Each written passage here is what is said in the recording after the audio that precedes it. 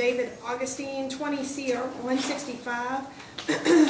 We are here for pretrial motions in limine that have been filed prior to the start of trial later today. And I believe the ones that I have seen come from Mr. McLeod. I have received jury instructions from the Commonwealth. Mr. McLeod, if you intend to file those, I'd ask that you tender those, at least your initial draft of those in the next day or so. Judge, I'm in agreement with them. I just don't know if they're going to be refined. How. Obviously, as we go through, depending on what evidence comes in, I think that we'll have arguments before these are presented to the jury.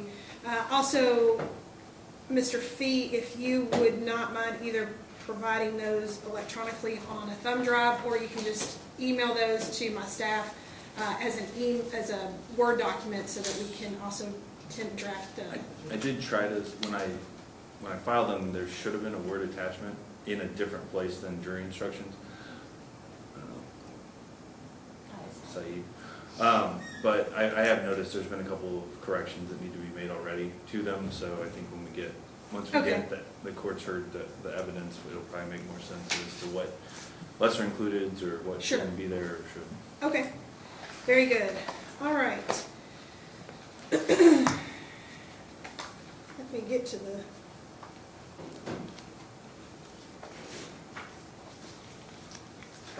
All right, Mr. McLeod, it looks like you had, your first motion in limine is reverse 404B notice regarding Brett Augustine. That's correct. All right, any arguments you'd like to make other than what you filed in your brief? No. All right, any response? So, Your Honor, I think the main issue here, and just to put it on the record, the primary rule that we're dealing with here is, as noted in the motion, 404B. So evidence of other crimes, wrongs, or acts is not admissible to prove the character of a person in order to show action in conformity therewith. However, it can be admissible if it shows proof of plan, motive, opportunity, intent, preparation, plan, knowledge, identity, or absence of mistake or accident. I think the issue that we have here, and there's 18 different incidents, anything from not having proof of insurance to the decedent being accused of waking his then wife with his flaccid penis, that are not, they don't pass that. Are they similar enough to what's alleged here? And I think that's the issue, is ultimately if it was the prosecution's motion to admit 404B, it would have to be essentially similar enough that the probative value outweighed the prejudicial value. And I think almost we need to go one at a time, or we hold these in abeyance until after the court's heard the defendant's statements through the detective to see how similar does this match up to what even the defense is claiming. Because there's a lot of this here that I believe can be just overly prejudicial and doesn't have the probative value because the facts and circumstances are so different. Mm-hmm. Any response? Yes, Judge. I don't think how similar they are it carries the day. I think what it is what the overlying theme is the subjective belief of my client whether he needed to use self-defense on that day, not the reasonable person or anyone else. What did he know at the time of the altercation? What those things show, it's not a propensity that he's going to beat up David or do whatever, which he did before. It's the just absolute erratic, chaotic, unpredictable, impulsive way that he was. And that's not an exhaustive list. I mean, there's tons of things. I would imagine that, and it's tough in my position, it's tough to get those things out. I mean, he was 18 when it happened. Mom is, kind of in and out. It was really tough to just get those. And so But I get the idea where they're telling me different things as well, where I'm like, why didn't you tell me that beforehand? Why didn't you tell me that beforehand? And they just don't, it's just it's an odd situation, but I think that's all admissible because it goes to his state of mind at the time when it happened. Any response to that? Well, at least one or two of these things would have happened before the defendant was even born. So that would not, in my opinion, go to his subjective intent. Plus, I believe as the self-defense statutes, they're objective, and then they switch to subjective if there was the issue of the initial aggressor. Unfortunately, or fortunately, depending on how you look at it, the defendant, in his interview with law enforcement, admits that he was the one that struck first. So whether or not we're going to even get to his subjective belief is a different question. And I don't agree with that. I think what it comes down to is hearsay. It doesn't have to be true. Something wouldn't have to be true, but if they heard something about it, you know, he crushed someone, he broke 4 people's necks at Mr. Daddy's or something. It's just a matter of if he had that knowledge and it was in his mind that was something, a trait that he had or heard about it on the scuttlebutt on the street, that's admissible because it's his subjective belief of what was going on. Now, I'm not saying these things are made up, but the mother, the alcohol use was so bad in the house that often it was David and her talking. And, you know, when a mother's talking to her son, it's like, well, David, don't get involved with it. I mean, it was worse. You know, I've had my shoulder dislocated. I've had to be taken off the floor at TSA because I had black eyes. So those things are brought to the present because of the communication between the mother and the son. I am concerned about any acts that occurred either not in the defendant's presence or not involving him because of the unreliability of whoever told that information. I don't think that is appropriate to come in. Any past behavior between his parents where he was not present or was not a witness to that, I think becomes highly prejudicial. And I think that has to remain out. And I do think probably the best way to attack this is just to go through each example that you've included in your motion to determine whether or not that would be something that could be admissible. Otherwise, I think we're going to easily steer off track and could during either Ms. Augustine's testimony. I think we need to focus it down so that we make sure that we aren't asking her about these potential 404B types of incidences that we don't know whether or not David had any firsthand knowledge of. So I think we have to go through each of these examples and the court will rule on each of those so that we steer clear of any that would not be admissible. Judge, I think it's clear, though, that he doesn't need to have first-hand knowledge. I mean, his knowledge base at the moment that it happened is from hearsay, from any type of, from watching the news, from whatever it is. And he incorporates that, and that's who David, the subjective belief is. And I know that hearsay is admissible when, if he heard something on this, you know, heard something. I mean, now this is his father, and he's hearing it directly from the mother, he's hearing from the brother, Micah, Eric. I mean, all that is admissible. So is it what you're telling the court is that each of these examples that your client had knowledge of these prior to the events of that night? Yes, before the fight, before the altercation that led to Brett Augustine dying, he knew all of these things that are listed, and more, a lot more. But I think I put at the base of it, you know, when days are going into days and days and days, a lot of the same behavior just blends into each other because it's daily. Mr. Fee? I mean, the issue that I have is when you're reading through this motion, there's parts of it you can tell are written by Teresa Augustine herself. That's correct. Yeah. So whether or not now he has knowledge of them because he was given a copy of this or they talked about it after the fact, it's almost like, I think the problem that I have is the court will likely hear that they were separated, that there was not good blood between the two.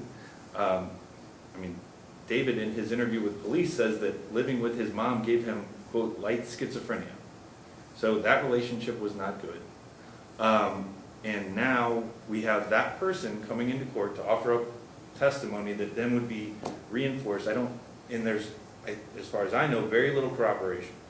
So there aren't a lot of indicia of credibility or reliability for that evidence, and I think that's the problem, because we have a victim that can't speak for himself. Judge, I would say that they can't speculate if he knew it or not. The rights are newer. He's the defendant. The rights are newer to him. But Teresa wrote it. I've been on everyone for a year to do these things, to write things down. It's like a kid that won't come into school with their homework. I mean, like, it was just tough. It's pulling teeth to get him to do this thing. It's a type of a mental area that they don't want to go into. And I understand that. But as the sergeant, I started, I was like, y'all, and so that's what happened. And she's apart from it more because he's in an environment where there's a bunch of idiots sitting in a cell with him, probably playing backgammon. I don't know what they're doing there, but it's tough for him to concentrate and really go to those places where he can think about that stuff. But she talked about it. As crazy as she is, or whatever she is, they had a close relationship. And the best she could, she kind of ran block for David when she was there with the father. And so with that type of thing, with the highs and the lows, come conversations that are heartfelt. And they dove into those things, and they really do. They have a connection. But it appears in review of this that there's plenty of firsthand knowledge that can be testified to. In fact, from what he tells the detectives and what's in here, he has his own incidences that would have created his state of mind or could have shaped his state of mind that evening as well. So I think when we go down the road of everybody who's ever had a bad dealing with Brett Augustine gets to talk about their negative impression of him, and that they may have discussed that with David, I think is a slippery slope that is far too prejudicial for this court to allow. I do think there's going to be firsthand incidences that David can testify to himself, or that Teresa can say David was here and witnessed this. But if he chooses not to take the stand. But I think if we go beyond that, things that happened, like Mr. Fee said, before he was born or out of state, or things that didn't happen where David, although he may have heard a story about it, didn't have those firsthand reactions that we would anticipate. If you're hearing it, how that makes you feel. If you're seeing it, how that makes you feel. Those all, I think, could be argument for shaping his state of mind that day. But Judge, I just don't think that's the law, though. I mean, it's one of those things where it's not the galactic universe coming in and testifying here. It's a mom and a son. Mm-hmm. And they were on the same ship, ship hell, living there with Brett drunk every single day. And they had to wait for him to go to bed or pass out before they come out and move around. It's not a slippery slope in that regard. It's just a mother and a son. Okay. And Mike is older. He's 13 years older at the time. It's the family knew what was going on. Everyone knew it was dysfunctional, and the presentation to the outside was that everything's okay. But inside, it's a train wreck. Mm-hmm. And there's a lot of discussions when right after he trashes a room or something, and they go back and they're talking and they're bonding. I mean, like, it just happens. And I just don't, maybe because it's written in her dialect, it just doesn't matter. That's what she told him. I think it's actually more accurate that, David, it was much worse when, just, who knows, those conversations. I mean, it's day after day after year after year after year. And not only that, but there's times where he's hearing stuff and he's not even witnessing it. Kids know in the house, when there's domestic violence and drunkenness and everything else, the kids know when there's disruptions, and it's all the time. And the kid will reach out to the parent that's on the receiving end of it. And she was on the receiving end of it. She was on a heavy receiving end of domestic violence. And what I found is through these interviews, I mean, if you want to get into the fabric of this case, in the interviews like David Augustine, he'll say, it was so charged in a domestic circle. He's like, well, it probably wouldn't have been so bad if my mom wouldn't stick her neck out, like the mother was wrong, and so she got beat up or pushed around because of that. I mean, it was accepted by the older two kids, who aren't even natural kids of the father. They're like, yeah, my mom's got a way to run her mouth and, like, get shut up. I mean, it is just pervasive in that whole family unit. And they all knew what was going on, and they all act like adult children of parents who are alcoholics. None of them can make, David's tough time to make a decision. I mean, they're just kind of there, they're floating along. They have low self-esteem, every single one of them. And I'm not, I want to be clear, the court is not ruling that none of those bad acts are coming in. I think we have to limit those. I do think it's proper to have some of that testimony come in, but I don't think that we can just have Teresa Augustine come in and say, here's everything that ever happened during my marriage, and he may or and David may or may not remember those, or we may or may not have had a conversation about it. I think that's way outside the scope of being prejudicial. But I do think that there are things that she can testify to that happened in that home that is important for the jury to hear. So I'm not saying you can't bring any of it in, but I do think that we need to go through each of these and say this is outside of what we believe would be prejudicial. And Judge, I just add that it's not whether Teresa is going to testify to this. Mm-hmm. I don't care if she testifies or not. He's going to have to testify to it that he knew it, because it's his subjective belief of what was going on. This you take that, but another thing as well, this is a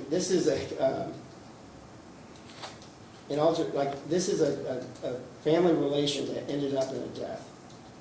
Okay, so it didn't happen overnight. David didn't wake up at 2 o'clock that night and say, I'm gonna confront it. It might go to death. Okay, it was heavy in there. It was unable to move year after year. It was bad. And now it was escalating because they went through a divorce. He's drinking more. There's all these things going on. And if the jury can't get an idea of what it's like in that environment, I think that's a disservice to the defense. I'm not saying they can't go ahead. Sorry, I don't see why that he can't provide that testimony, which that's my understanding, is that he would be testifying what I learned yesterday. He can provide testimony as to what the environment was like in that house. I think that we really have to kind of circle back to 404B here, because, I mean, even as something as simple as violence towards a spouse versus violence towards a child, those are different. Mm-hmm. They are easily differentiated. And I think that anything that he testifies to as to violence between he and his father, I think I can see where there's relevance there. Any conversations that he had with his father, I can see some relevance there. The problem is that even if Teresa doesn't testify, all of those things that she told him are hearsay. Now, if she testifies and then he comes back, he could maybe testify as to a prior consistent or inconsistent statement. But the problem is that without her talking about these things that are prejudicial, like what happened in San Antonio in 2012, all that's going to do is unfairly prejudice the jury against Mr. August, the decedent, Mr. Augustine. And another part, just Judge, so the court's aware, Miss Augustine is a convicted felon regarding a crime of dishonesty. Micah, who's been talked about passed away during the pendency of this case, so he's not available. Eric Augustine, a brother, is somebody who's on the witness list, so potentially someone who could be inquired as to what violence they saw between David and his father. But I think that unfortunately this case, because of the passage of time, it's gotten murkier, unfortunately.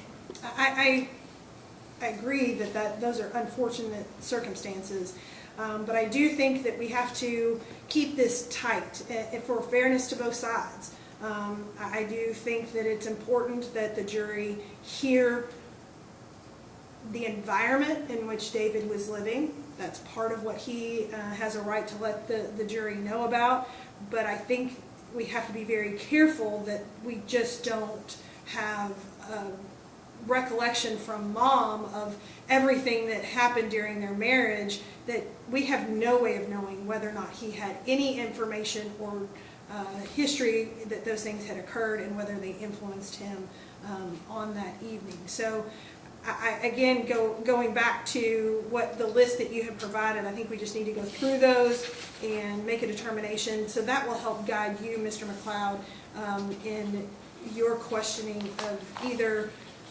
any of the witnesses that may be called to testify to these facts. So. And Judge, I just say that I've got to make the objection, but you can't err. I don't think it's wise to err on the side of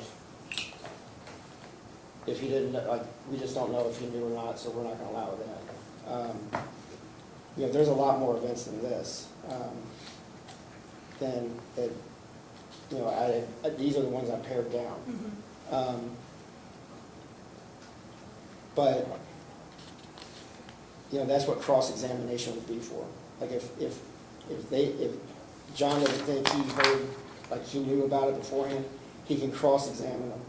It's like, well, when did you hear it? What kind of a situation were you in? That's what cross is for. Cross is to ferret out if someone's telling the truth or finding things like that. But to just keep it out, and not only that, but I don't think it's that many things.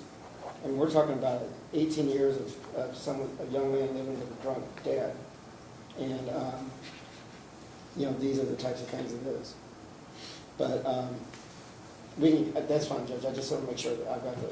And your objection is noted for the record. Again, I'm not saying there can't be any testimony with regard to prior acts of the deceased as it relates to things that David can say he witnessed or had firsthand knowledge of. But your very first one in here is an incident between Miss Augustine and a coworker noticing something at TSA.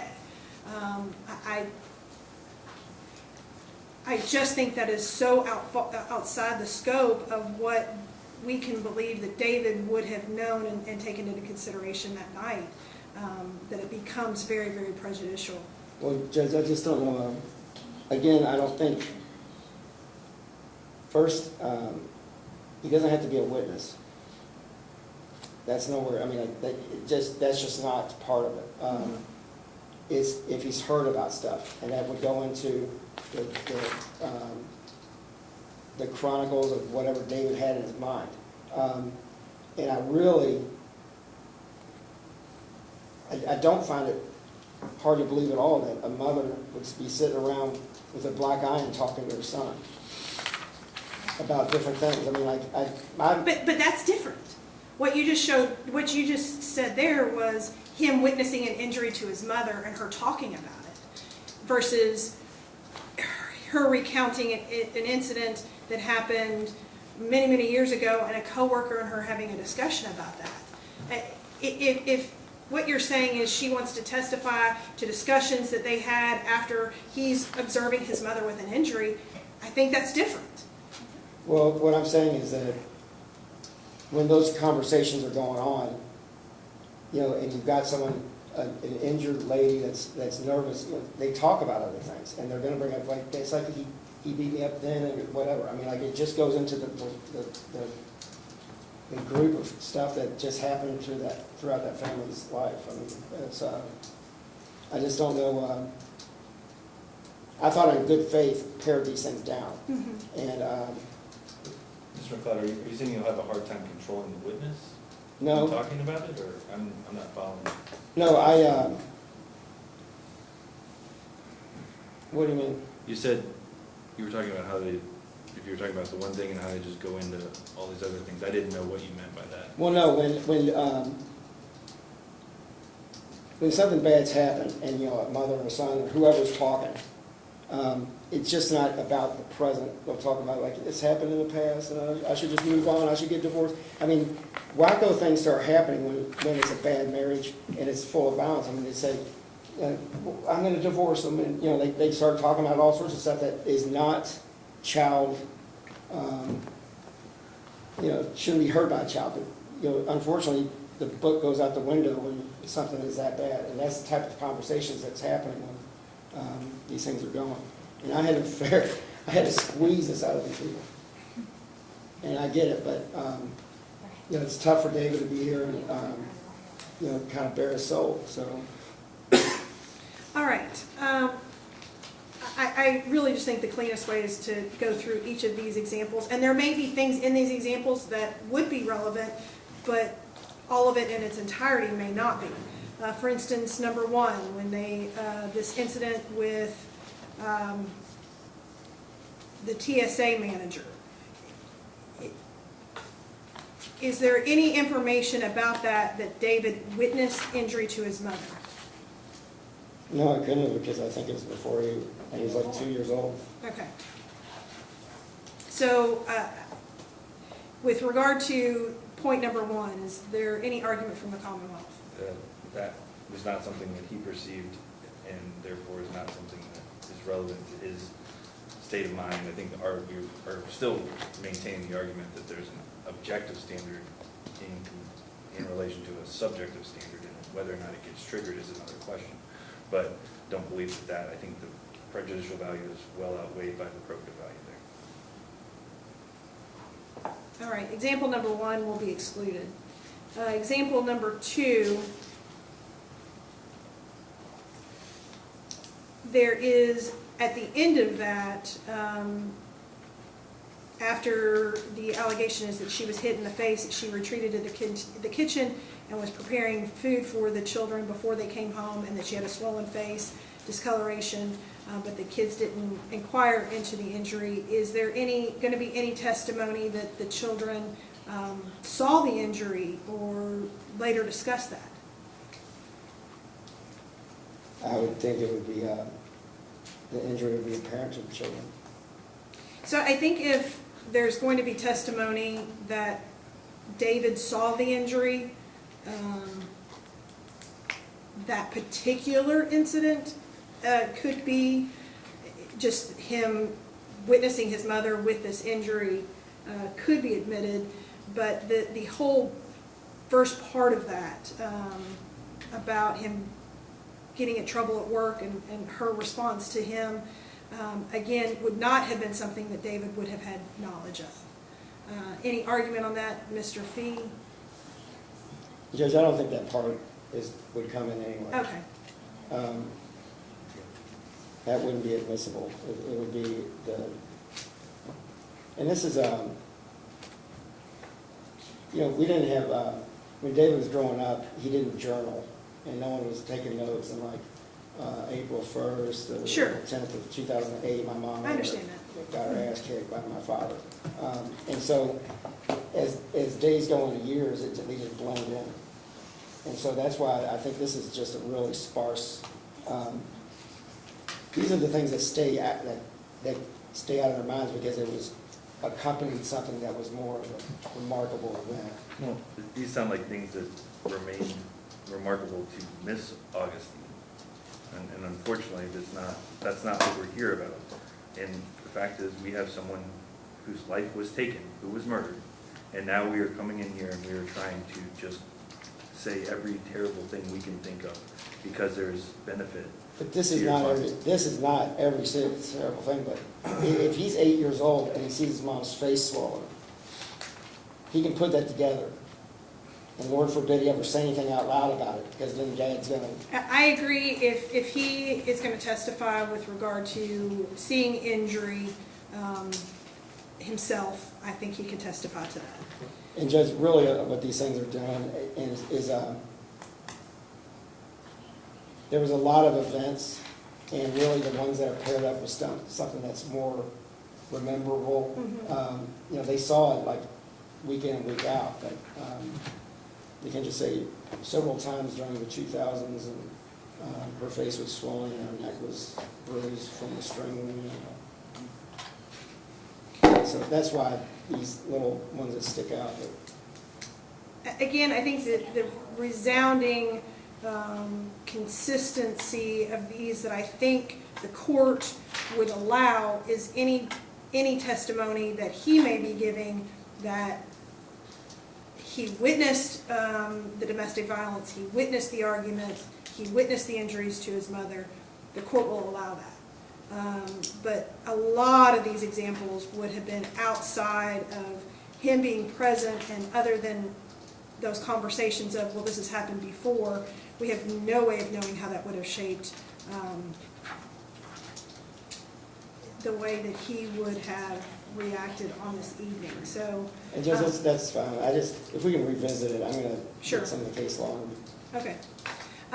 So instead of going through each of these, I think, just for the time sake, there were examples in here, I think, or maybe I'm confusing that with a statement to the detective, where his brother witnessed an argument. Is that the same brother who has since passed? Yes. Yeah. Okay.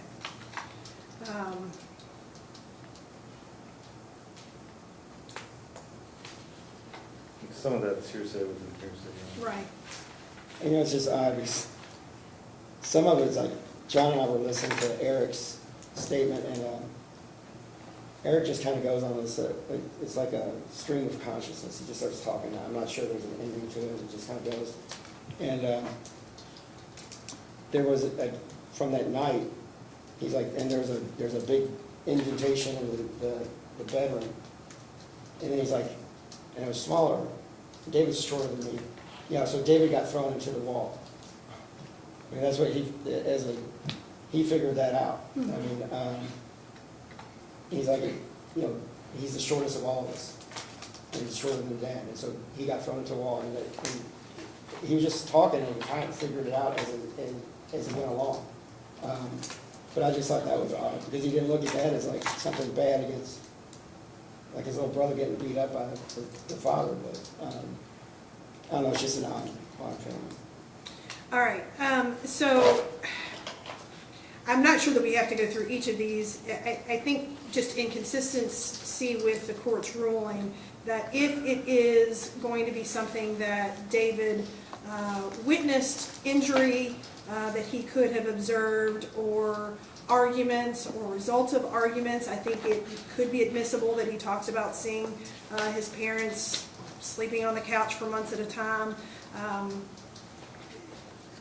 Those kind of things the court will allow. But arguments and what was said between Teresa and Brett outside the presence of the children is not going to be allowed. I think it does go outside the scope of what is probative and becomes highly prejudicial. All right. The other motion in limine is the issue with Dr. Witten. Judge, I think we discussed that one previously. There was, within what was intended to be testified to, there was language that suggested that Dr. Witten would be able to provide kind of the mental state of the defendant at the time of the murder. That is something, that's where I filed the objection to that. When we were in court last, I think Mr. McLeod and I, we talked about the fact that Dr. Witten can speak generally to what sort of characteristics he sees in children of alcoholics. He had some post-meetings with David, and I guess his evaluations as to what he saw in David. But to connect the dots and say because of this, then this is what happened, I think that's where there would be an issue that there isn't any scientific evidence to prove that that's reliable from an expert opinion. And hopefully that states it properly, Mr. McLeod, as far as what I agree with what he said. Okay. I know that there had been a general discussion during motion hour, and we thought we had come to an agreement. I just wanted to make sure that had been fleshed out. I was just tapping stuff out to get it finished. Okay. And, All right, very good. Any other motions that we need to take up prior to the jury coming in? I think just a sequestration of witnesses. Okay. And I think that's about it. All right. I do have a few things. And Well, I hang would- on, let me rule on that. The motion for separation of witnesses is granted, so if anyone law enforcement is allowed to be in here through the duration as far as the primary investigative witness. I don't want everybody No, who may we'd testify. only have our advisory witness Okay. in the courtroom during All right. the duration. Very good. So that motion for separation is granted. Go ahead, Mr. McLeod. Just some evidentiary things. I would have talked to John, but we kind of got rushed in there. They took the cell phones from Brad and David, and I guess they didn't analyze them, and I'd like to get that back. I mean, I find, I don't know why they wouldn't have processed the fathers, I don't know why they would process this one, but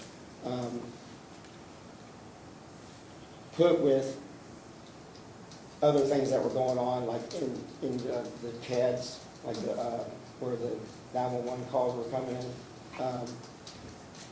One of them, and I sent it to John, I was seeing if he could get it, because Post 12 called, and they said, what was going on, and the lady in safety net or whatever, she said, oh, he died. She goes, oh, I ran his operator's license and his name, and we pulled him over quite frequently. They were pulling him over there, but there's nothing in court now. And we're talking about Brett at this point. So you're asking for that particular, is it in the CAD or is it in one of the 911 recordings? It's in the recording, because this lady's calling out because they didn't know where the phone call was coming in. Mm-hmm. And so she called up and she's like, is this Post 12 again? What's going on? And she's like, well, we're triangulating him on him, and he's going to Louisville. And then she said, well, what happened to the father? He's dead. And she said, well, I mean, I just don't know why they're pulling him over. I mean, that's, and if it's because he's drunk and they just let him go because he says he was a veteran or something. I mean, I'd like to know what those are. I'm not sure they're admissible, but I think John can. So you're asking for information with regard to him being pulled over? Do we have any information as to what that is? So I asked the detective when we met last week about that, and I haven't heard anything back from him. He'll be here in he is here, so we can, I can inquire with him about that and just see if he can run through the station again to see if there's anything that pops up. Mm-hmm. Other than that, I don't have any other information. So let me ask this, because it may be that no one can necessarily find that. If there's no additional information other than, is this a dispatcher who's saying this? Her statement that he got pulled over all the time, are you wanting to have that extracted so that they don't hear it? Or are you wanting it in there for argument's sake? Or what is it that you're asking? If no one can produce any further documentation of dates when he would have been pulled over but no citation was issued, what are you asking for as the remedy? Well, I think there is something there. I think the dispatcher, she said when I put his operator's license in, Mm-hmm. and I thought I had recognized his name, and we've encountered him a bunch, and so there's a record somewhere. I mean, Okay. I sent John the recording. I can play the recording if you like, Judge. I believe you. I'm just trying to figure out what it is that's actually stated so that I have an understanding of what it is that you're looking for. But And you're I don't know saying what it is, when they run the record, it pops up and she's like, oh yeah, I thought I recognized him because, and it appears as though she's looking at something. Yes. Okay. And, right, and so if, Louisville there's not any, it's not a small town. So Right. people get pulled over, and whatever it is, they're gonna get their head knocked off because the officer's gonna do this or that. But I'm not sure in a little county like over by Waddy, there's like, hey, whatever he's getting pulled over for. Mm-hmm. If they're just like, just go straight home, I don't know the answer to that. And maybe it's nothing. Maybe they like Brett driving through. But in the same sense, then that phone not getting processed, I wonder what's on that phone, you know, like, the phone is certainly relevant to what his mindset was. I mean, up through the night and what he thought about his son. I mean, I don't know what's in there, but it's got to be something relevant. And that's why I was kind of shocked that they didn't process any of the phones. Well, at this stage of the game, it's way too late to process that phone for use in today's proceedings. And I can't answer that. Any response as to why that phone wasn't processed? No, and I think that, I mean, for the same reason, that's certainly fodder for cross-examination when he says, you know, when he's talking to him, why didn't you do this, why didn't you do that? The fact that that wasn't done is what it is, and he has the opportunity to inquire with the detective as to why it wasn't done, is my perspective. Okay. Well, you know what I'm saying, Judge, like, there could be, you know, crazy things in there. Or there could be nothing. Or there could be nothing. But it's his life, and so, but I'd like our phone back right now. I mean, I don't know why we couldn't get our phone back since they're not processed. I mean, it's not held for trial. I mean, Any reason why the defendant's phone can't be released at the conclusion of the proceedings? Well, I mean, it was a piece of evidence that was collected. There are photographs of the phone. There were messages on the phone, like call log essentially was displayed on the phone. I guess I defer to the court. I don't see any reason at the conclusion of the trial that any evidence that's not, is no longer needed to be held can't be released.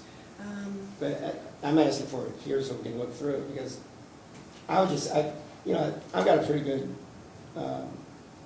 relationship with the Commonwealth when I'm at trial. I don't get cruddy or anything else, but I always expected them to, like, you know, do a dump on those things and look through them. If they haven't, though, I'd like to, you know, get his and look through them. I'd really like to get Brett's and look through his, but you know, I don't want to push the envelope too far. But I don't think the best evidence rule. It doesn't really matter if they have a picture of the phone. They got a phone there. They didn't process it. That's talking about, like, not relevant. Mm-hmm. That's not relevant at all if they're not going to do it. I'd like to get inside the phone and maybe there's something great for, you know, him in there. I don't know. Go ahead. I guess, We can look through it together. and that would be the thought, that if and then we can have another argument down the road, I guess, if there's anything there that we need to talk about. But Sure. it's I the think evidence custodian is under subpoena. He'll be here either today or tomorrow. He would be bringing all the evidence in the Okay. case, so it'll be here. And if y'all want to look through it at that time, we're past the 12th hour on this one. So The this jury's- May I Drew's ask coming why up. that request or motion wasn't made within the last 4 years? I've been on the case for about a year and a half, but I don't know why, you know, I would volley, you've had the phones, why'd you take the phones if you're not going to process them?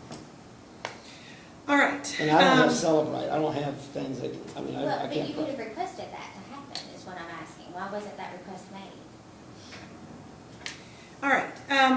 Once the phone is here, if the parties want to look through it, certainly the court's not going to make any ruling that does not allow for that. But as far as any postponement or delay of the trial for the purposes of getting that evidence or the requested evidence of the from dispatch, the court is not going to grant any kind of continuance. So certainly, if you can provide that information and give both sides an opportunity to review that, that would be perfect. But at this point, the court is not going to cause any continuances or delays for lack of production of those items. And I wasn't asking for it. Okay, all right. I just wanted to make... No, I'm trudging forward, I just. Okay. Anything else, Mr. McLeod?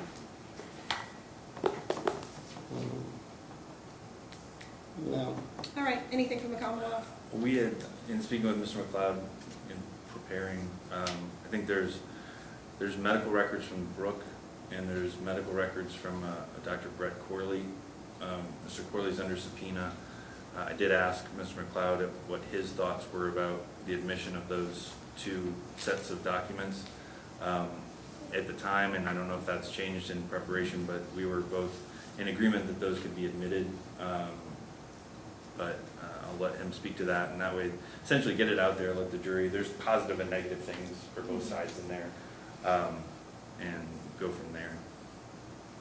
I want the jury to have evidence, so Okay. that's no problem. All right. Go ahead. Anything else? So likely we won't, as we would normally have someone here to testify to them, we were just we'll admit them by stipulation. All right. It sounds like there's an agreement that those can come in, so assuming there's not going to be any last minute changes, the court will allow that since that's by agreement. Anything else? One last thing, Judge. They've got this little robot computer thing that did a markup of the crime scene, like it's a laser that does all that stuff. And I've dealt with those before, and they're really nice. But of what I got from it, I can't understand how to use this version of it or whatever. And I don't want to say that's admissible yet, because I just can't get to anything meaningful in it. And not only that, but it comes up as 4/21 as the date, and 4/15 was the date of all this happening. So I don't know if they took it back 6 days later. I mean, I just don't know anything about it right now. I think we'll make that decision once the proper foundation is laid. If they ask to admit it, certainly the court will rule at that time. So a copy was given as soon as we had it. It was literally last night. So there's not I think if you really strenuously object, we're not going to fight to keep that in. But I think maybe when it comes time for that, we might take a break. Mr. McLeod can see how it works. I know that the detective that put it together would be available at his disposal as well, to use the program with him at his direction. Okay. If there's things in there that he wants to show or. Mr. Fee made that clear. Okay. And so we got a good working relationship. Usually I can fumble around in a program. Sure. I just can't get it to do anything meaningful, so. Okay. All right, anything else? Just from a timing standpoint, the jury will be here at 10 o'clock. My hope, well, we'll see how it goes. I like to try to take a lunch break somewhere between 12 and 1 o'clock if that fits for the time.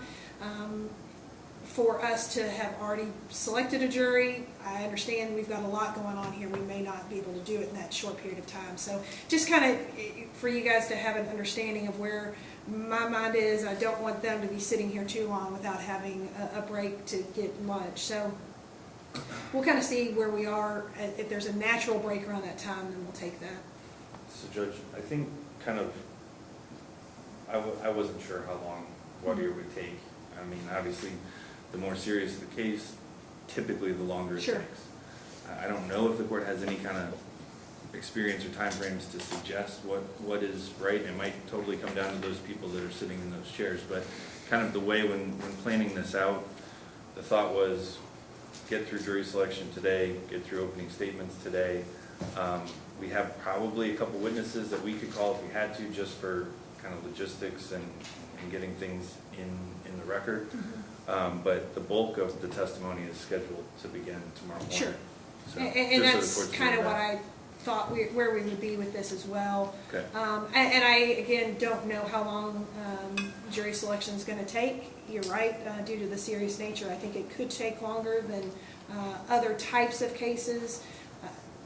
Obviously, that depends on how many questions you all ask. So we'll see how that's all flowing. I will not hold them much past 4:30. Again, I try to look for natural breaks. If at that point we're done, all we've gotten through is openings, then we'll leave with openings and we'll start with the first witness in the morning. We'll play it by ear, and I'll kind of give you all an idea of what the court's thinking, but I don't want to work them too hard on this first day. We got a lot of days to go, so.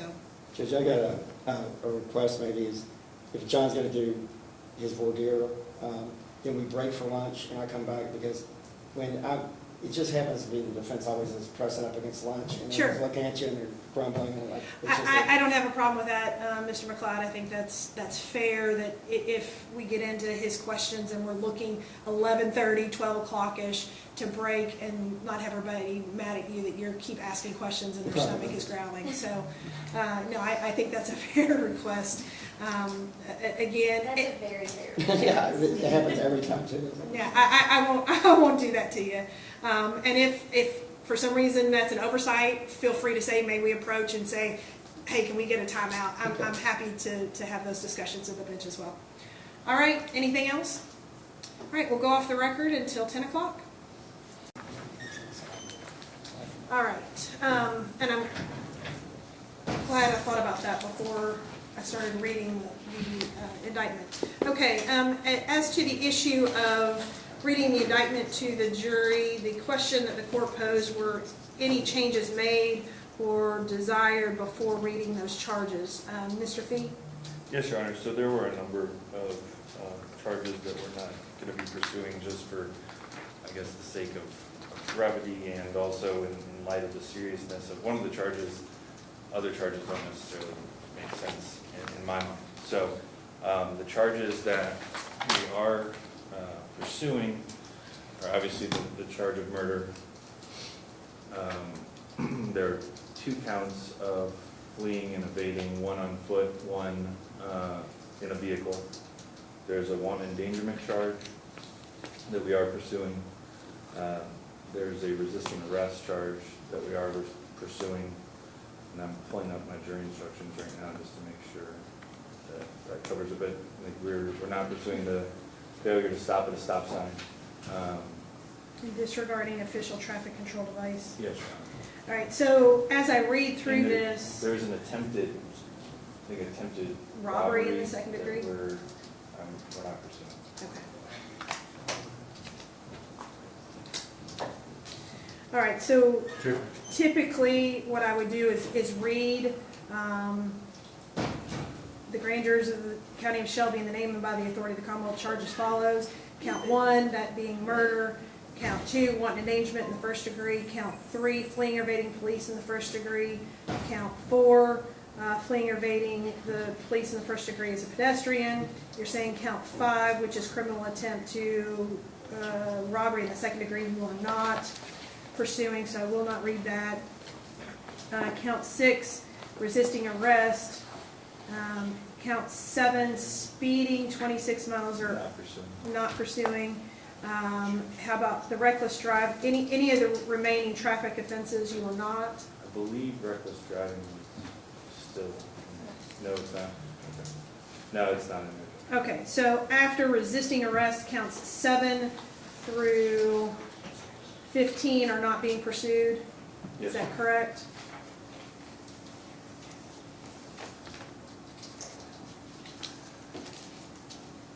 All right, then the court will read 5 counts.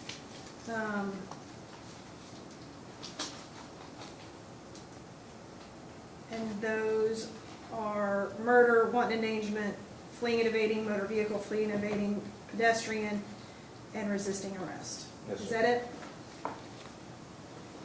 I object. You want all of those in? Okay.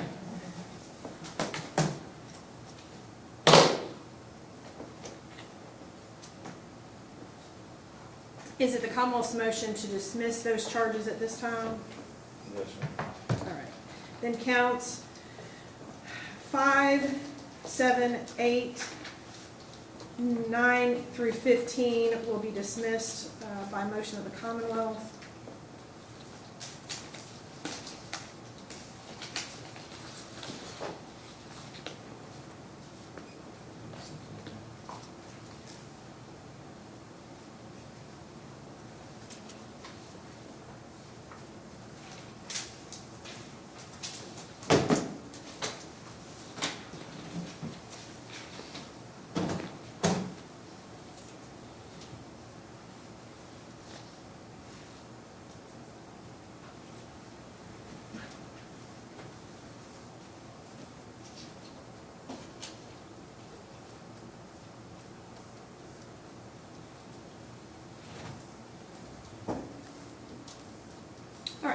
We can go off the record. All right, we'll see you all back at 10 o'clock. All right, good morning. We are on the record. We are here today in the matter of Commonwealth versus David Augustine, 20 CR 165, and are all parties ready to proceed? Yes, sir. Yes, Judge. All right, before we begin, if you have a cell phone on you, make sure you take it out and silence it. The cell phones are not to make any noise during this process, so make sure you do take that out and get that silenced. In just a moment, I'm going to have the clerk call the roll, but they need to enter all that information, so if you'll give us just a minute so that she can get everybody's name uploaded. And sir, what is your name?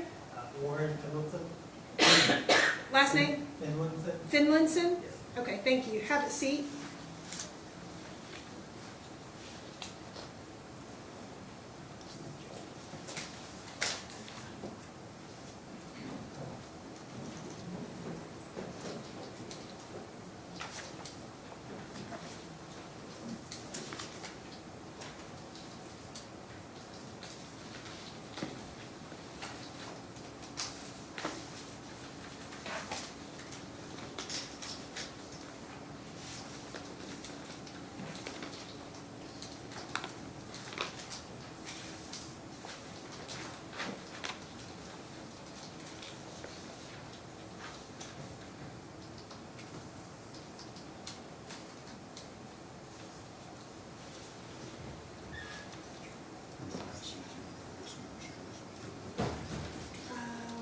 Yeah, we might have to. If everybody could kind of squeeze towards the. Thank you. Ma'am, if you haven't signed in, we do need to know your name, please. The lady that just came in, what is your name? Hi, I'm Sadie Sadie, what's your last name? Ledford. Ledford? Okay, thank you. You can have a Thank seat. you.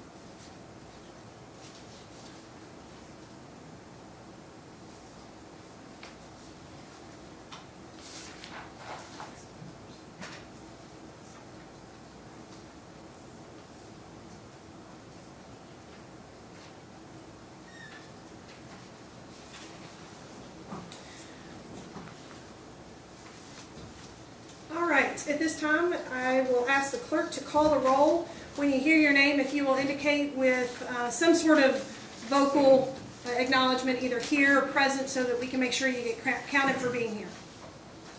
All right, juror 136, Ruth Alexander. Here. Juror 238, Charles Allison. Here. Juror 347, Chaz Andriott. Juror 302, Brett Antle. Here. Juror 39, Anthony Barcelona. Here. Juror 108, Rose Beach. Juror 253, William Bledsoe Jr. Here. Juror 188, Joshua Bonnet. Here. Juror 367, Vita Briscoe. Juror 231, Jeffrey Brown. Here. Juror 90, Stephen Brown. Here. Juror 295, Jeffrey Bruntz. Here. Juror 22, Rebecca Busick. Here. Juror 337, Michael Kane. Here. Juror 150, Linda Caldwell. Here. Juror 380, Christina Cash. Here. Juror 333, Derek Clark. Juror 134, Gary Connor. Here. Juror 196, Gregory Copley. Here. Juror 106, Mary Ann Crawford. Here. Juror 184, Kim Critchlow. Here. Juror 319, Mona Dempsey. Here. Juror 301, Robert Dixon. Here. Juror 97, Mary Dovack. Here. Juror 125, Kelsey Elliott. Here. Juror 14, Sebastian Ellis. Juror 396, James Erickson. Here. Juror 33, Carol Estudio. Here. Juror 307, Carl Fehrenbach. Here. Juror 70, Jesse Figueredo Castro. Here. Juror 389, Warren Finlinson. Here. Juror 324, Ann Gibson. Was that a year? Okay. Juror 38, Michelle Goodwin. Here. Juror 172, Mary Girk. Here. Juror 308, Sean Hadley. Here. Juror 364, Spencer Hammond. Juror 117, Sean Hancock. Here. Juror 290, Barbara Hanson. Here. Juror 71, Sherry Hart. Here. Juror 191, Chucky Heath. Here. Juror 76, James Henderson. Here. Juror 148, Jose Hernandez Flores. Here. Juror 235, Scott Howland. Here. Juror 240, Amber Jaggers Hancock. Here. Juror 378, Jamesine Jarbo. Juror 50, Sarah Jenkins. Juror 151, Glenn Jennings. Here. Juror 77, Lori Jesse. Here. Juror 263, Joshua Johnson. Juror 382, Timothy Kelty. Juror 194, Elizabeth Colodi. Here. Juror 31, William Larkin. Here. Juror 197, Lori Lawson Karcher. Here. Juror 48, Sadie Ledford. Here. Juror 133, Gregory Lamberger Jr. Here. Juror 218, Anna Lopez. Here. Juror 37, Lori Marks. Here. Juror 300, Gary Messenger. Juror 154, Sean Monroe. Here. Juror 85, Cameron Moore. Juror 281, Pamela Mosley. Juror 312, Ori Mullen Jr. Here. Juror 82, Lori Murphy. Here. Juror 368, Kevin O'Donnell. Here. Juror 375, Susan Overton. Here. Juror 164, Cole Peterson. Here. Juror 286, Joshua Palacios. Juror 245, Cheryl Pumphrey. Here. Juror 283, Courtney Purdom. Here. Juror 13, Ralph Razor.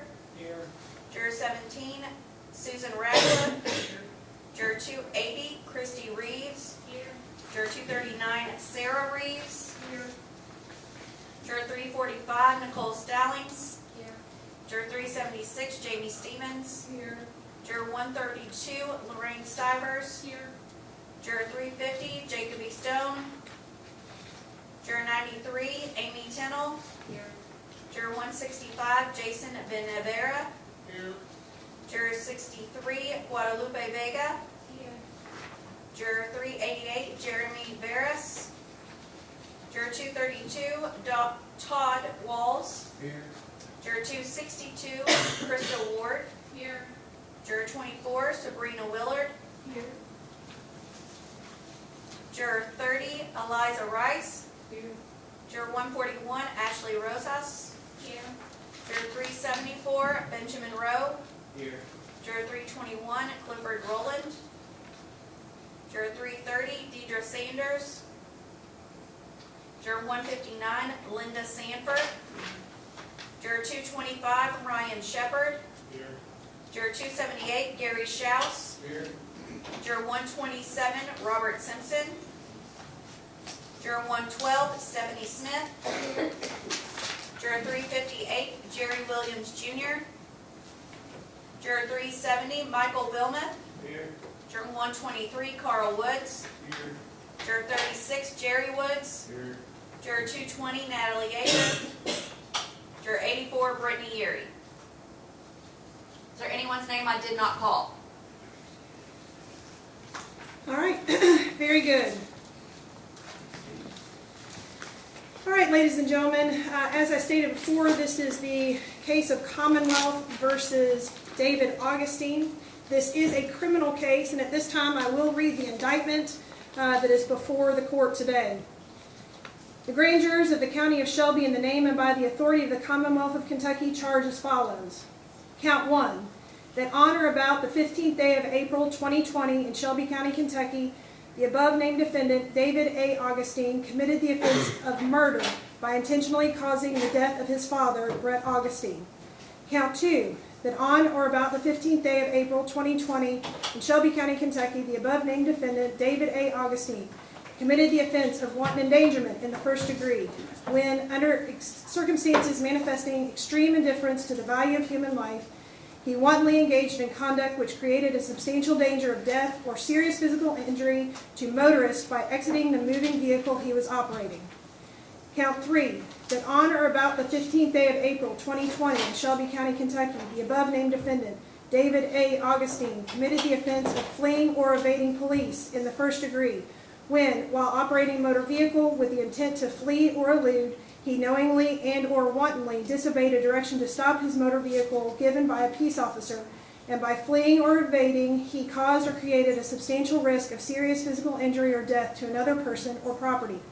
Count 4, that on or about the 15th day of April 2020 in Shelby County, Kentucky, the above-named defendant, David A. Augustine, committed the offense of fleeing or evading police in the first degree when he, as a pedestrian, with the intent to flee or elude, knowingly and or wantonly disobeyed an order to stop given by a person recognized to be a peace officer, and by fleeing or evading, he caused or created a substantial risk of serious physical injury or death to any person or to property. And count 5, that on or about the 15th day of April 2020 in Shelby County, Kentucky, the above-named defendant, David A. Augustine, committed the offense of resisting arrest when he intentionally prevented or attempted to prevent a peace officer from effecting an arrest of himself by using or threatening to use physical force or violence against the peace officer or another. Ladies and gentlemen, that is the indictment. An indictment that was returned by the grand jury is a formal document which accuses the defendant of a criminal act. The indictment is not evidence against the defendant and affords no inference of guilt. The Commonwealth has the burden of proof and must establish the defendant's guilt before or beyond a reasonable doubt. At this time, I'm going to swear the whole panel in before we begin the jury selection or the voir dire process. So if each of you would raise your right hand. Do you solemnly swear or affirm to give true answers to any questions asked of you by this court or by counsel concerning your qualifications to sit as a juror in the matter now before the court? All right. We anticipate this trial lasting this whole week. So a 5-day trial is the anticipation for this particular trial. At this time, I'm going to ask that the clerk call 32 names. If you hear your name called, you're going to come forward and you're going to sit in one of these 32 chairs. The bailiff will direct you on where to sit. Those 32 people will be who initially will be questioned directly by the attorneys for this case. However, if your name is not called, you need to listen very closely, because at any time, one of the members that are sitting up here may be excused and your name may be called to come and fill their spot. So until this whole process is over, you need to be very conscious of what's going on, listening, so that you know what your response may be to any of those questions. All right, this time if we could call 32 names. 24, Sabrina Willard.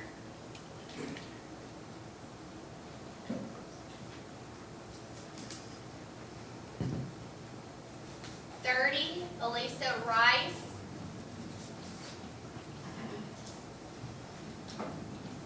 31, William Larkin.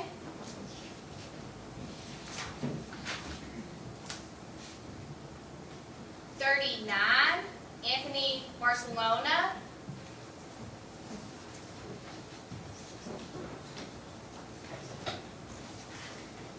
48, Sadie Ledford.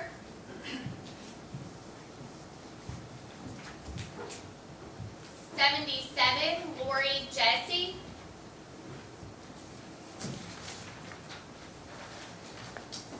112, Stephanie Smith.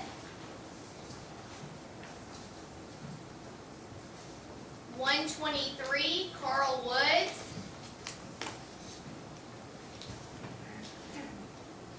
134, Gary Connor. 154, Sean Monroe.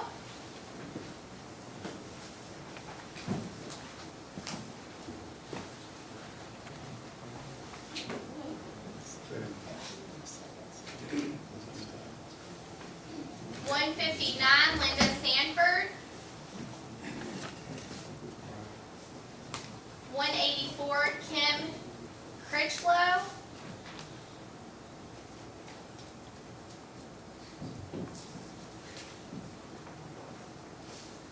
196, Gregory Copley. 218, Anna Lopez.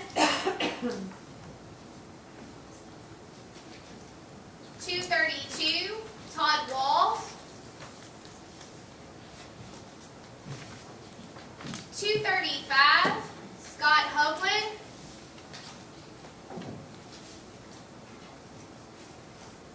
238, Charles Alvey.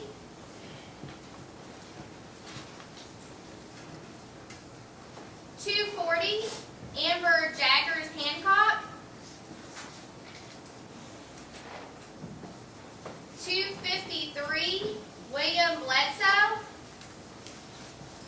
Jr.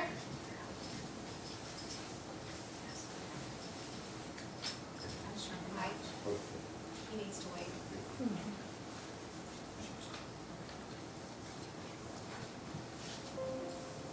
262, Krista Ward.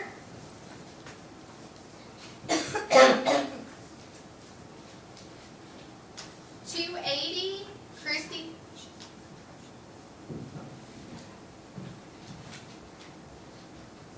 Reeves.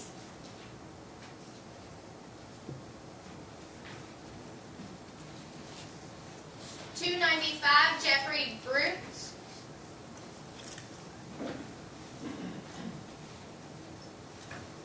307, Carl Berenbach.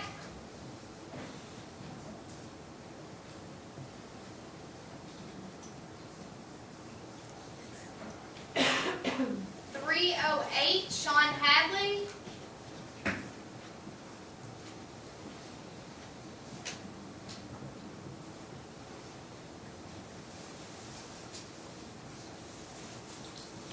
319, Mona Dempsey.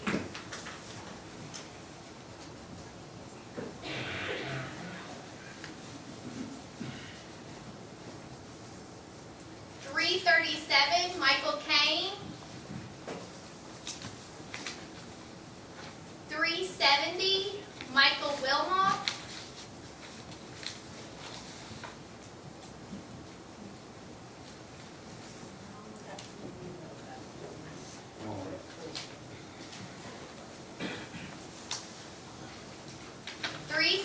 84 Benjamin Rowe.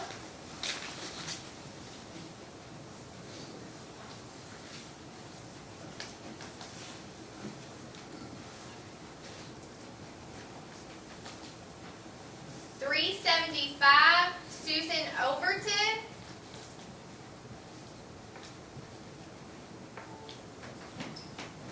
.376 Jamie Stevens.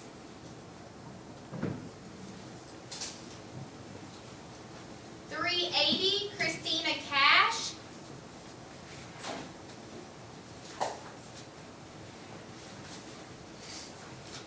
.396 James Erickson.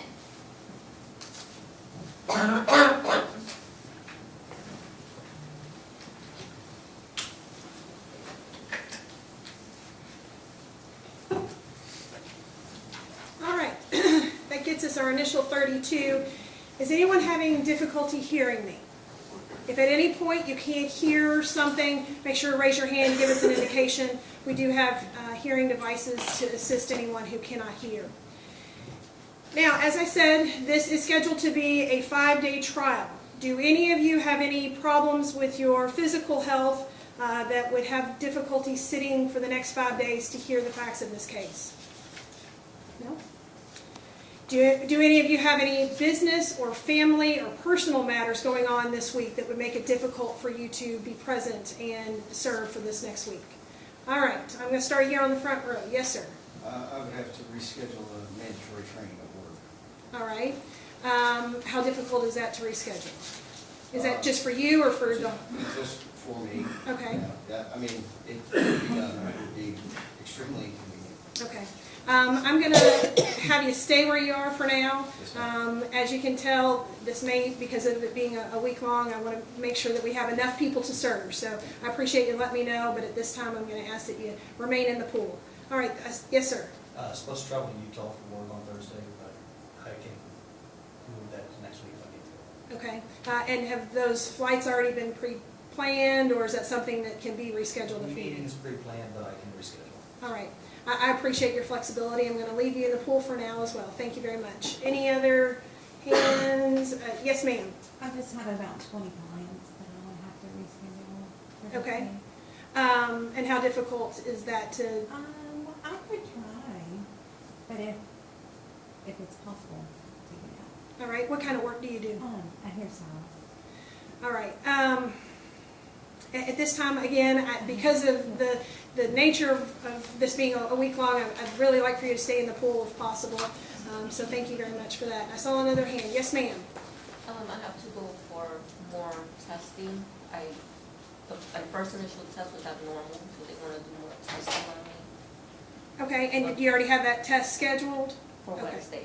All right. I'm going to go ahead and excuse you for that's medical testing? Yes. Okay. What is your name? Anna Lopez.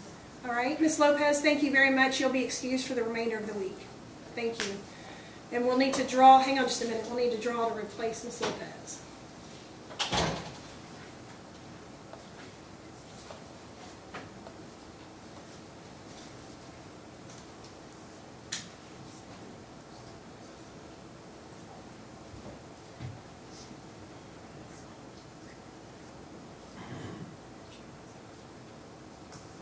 .90 Stephen Brown. All right, Ms. Lopez, you're free to go.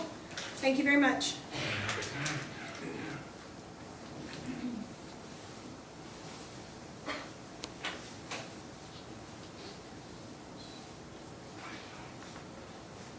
All right, Mr. Brown, you've heard the questions so far. Is there anything with regard to your health or business that would keep you from being available this week to serve? All right, thank you very much.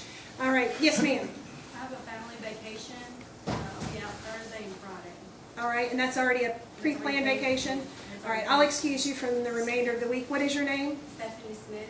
All right, Ms. Smith, thank you very much. You're excused.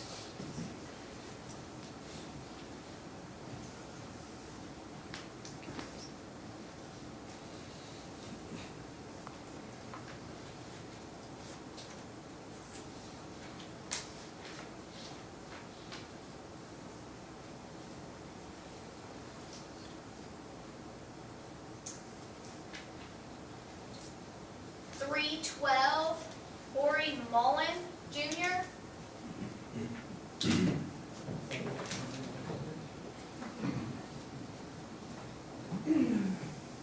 All right, Mr. Mullen, before you have a seat, you've heard the questions so far. Is there anything going to keep you from serving this week? No, ma'am. All right, thank you very much. If you'll have a seat. All right, over here. Yes, Your Honor, I've got a vacation planned for Thursday, Friday, Saturday, Sunday this week. Okay. Yes, sir. If that's already a pre-planned vacation, I'll go ahead and excuse you. What is your name? Carl Woods, number 123. All right. Thank you, Mr. Wood. You're excused for the rest of the week. And we'll draw to replace Mr. Woods.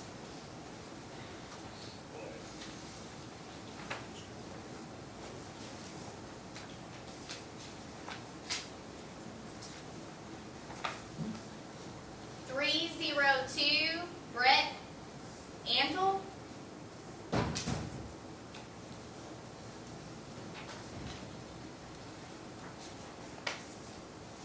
All right, sir, you've heard the questions so far. Is there anything that would keep you from being able to serve this week? All right, thank you very much. If you'll have a seat. Were there any other hands that I missed? All right. Before we go any further with any questions that the court may have, and before I turn it over to the parties, I do want to introduce you to the party so you know who it is that's before you today. I'm going to begin first with the Commonwealth. Mr. Fee, if you would stand and introduce yourself and your table. Yes, Your Honor. Morning, ladies and gentlemen. My name is John Fee. I'm Assistant Commonwealth Attorney here in Shelby. I'm joined at the council table by Ms. Tiffany Azanero. She is also an Assistant Commonwealth Attorney. And we are joined at council table by Sergeant Keith Howard with Kentucky State Police. We also have Mr. Hart McGibbon, who is our boss, and Christy Kenner, who is a victim's advocate in our office. All right, thank you very much. Mr. McLeod?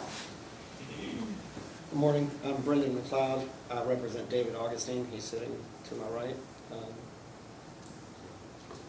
Thanks. All right. Just hearing what you have so far, do any of you know anything about this controversy? No? Are any of you... Oh, I'm sorry. Yes, sir? I worked with Brett Augustine. He was a friend of mine at Toyota Motor Manufacturing, and I followed the case rather closely. Okay. If I may have the parties approach.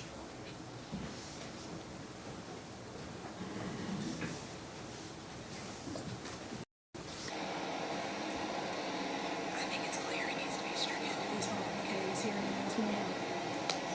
Well, he knows what is in the outside of the case. I'm sorry. He knows what's in the media. I mean, I think if he can't put aside that I'll ask that relationship question. and Yeah. I don't know if strike him because he's already said he's his friend, which kind of like, that's fine. I agree. I think it's... there's a bunch of people from that motor company here. Like I looked through the jury sheets and a bunch of people And working. certainly you can ask those questions as well. Sure. Okay. All right, sir, what was your name? William Larkin. Larkin? All right, Mr. Larkin, you'll be excused for the rest of these proceedings. Thank you very much for being here. Yes, sir? We'll draw and replace Mr. Larkin. Hang on just a minute.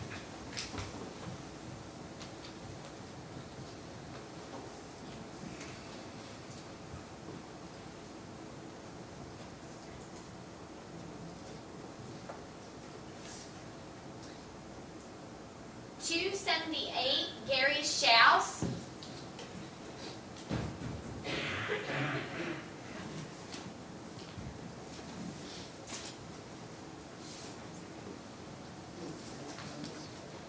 All right, Mr. Schaus, before you have a seat, you've heard the questions so far. Any reason why you would not be able to serve this week? No, ma'am.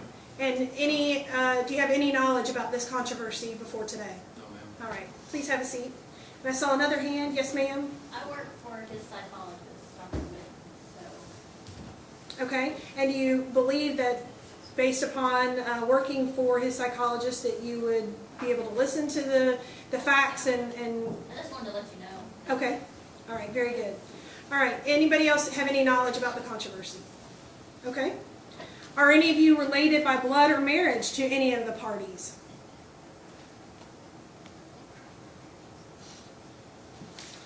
Are any of you personally acquainted with or have any business dealings with any of the people seated at these tables? Been represented by any of these attorneys?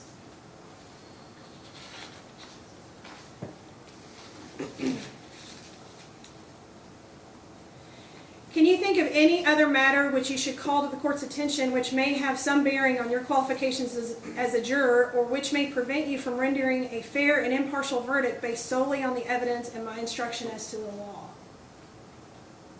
No? All right.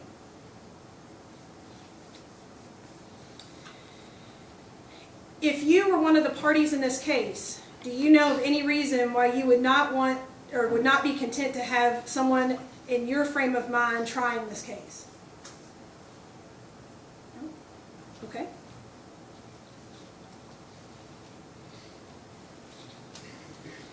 Just based on what I've told you thus far, or what you may have already known about this case, do you know of any reason why you could not sit as a juror in this case, listen to the evidence which will be presented to you from the witness stand, receive the instructions as to the law which I will give to you at the conclusion of this case, and return a fair and impartial verdict?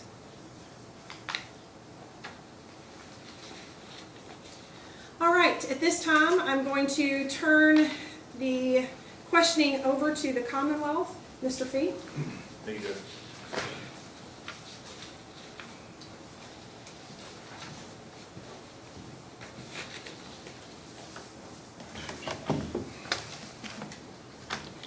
Good morning. Come on, guys, we can do better than that, can't we? Good morning.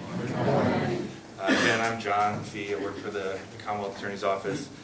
And we're going to go through this process, which is probably going to feel a little invasive. It's not fun necessarily to have people ask you questions about yourself or how you feel about certain things in this world, but ultimately we have to pick a jury that's going to be fair. And to be fair, that means to be fair to the prosecution, but also to the defendant. Okay? So there's nothing that either party is going to ask you today that's meant to be offensive or difficult. It's just we have to get into some things that are tough topics. So can everybody appreciate that? Okay. All right. Just to make sure that we've got everybody in the right place, I'm just going to run down the line, say everybody's name. If I get it wrong, if I butcher it, I'm going to blame Madam Clerk because I wrote it down based on how she said it. So, Ms. Willard, Ms. Rice, Mr. Schaus, Miss Ledford, or Mr. Sorry, Miss. This is why we're doing this. Mr. Barcelona. Yes. Yes. Sorry. Thanks. Sorry, sir. And Miss Ledford, Miss Jessie, and Mr. Mullen Jr. Okay. Mr. Andel, and Mr. Connor, Mr. Monroe, Miss Sanford, Miss Critchlow. Yes. And if I say it wrong, stop me, because I might do it again. Mr. Copley, okay, Mr. Brown, all right, Mr. Walls, Mr. Hoagland, Mr. Alvey, Miss Jaggers Hancock, Mr. Bledsoe Jr., Miss Ward, and Miss Reeves, Mr. Bruntz, Mr. Barenback, Miss Hadley, Mr. Hadley, sorry, Miss Dempsey, Mr. Kane, Mr. Wilmuth, and Mr. Monroe. Rowe. Thank you. Mr. Rowe, Miss Overton, and Miss Stevens, and Miss Cash, and finally Mr. Erickson. Okay, thank you, everyone. That's all my questions. Just kidding. We got to do more than that. Before we get going, if I can just see by a show of hands, how many people actually want to be here today? Okay. So if you leave them up for me, just take a quick note. Brave souls. Okay.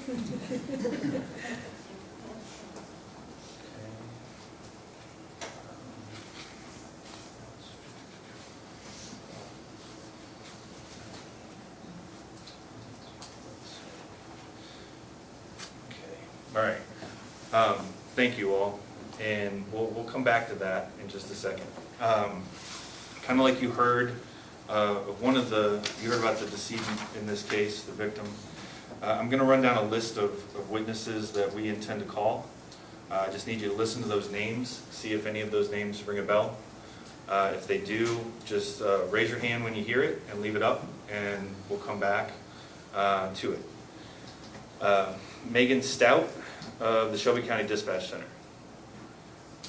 Chief Deputy Andrew Ware, who's now with Spencer County.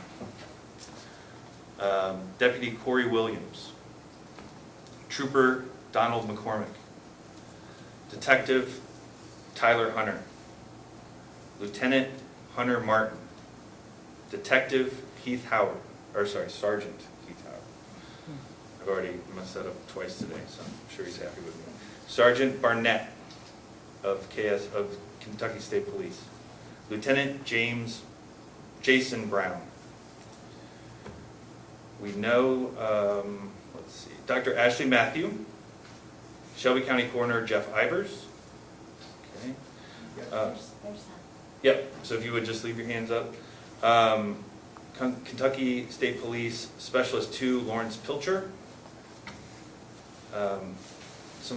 Deputy Jailer Catlett, Miss Catlett that used to work at the jail. We've talked about Dr. Witten. Brett Corley, does that ring a bell? Okay.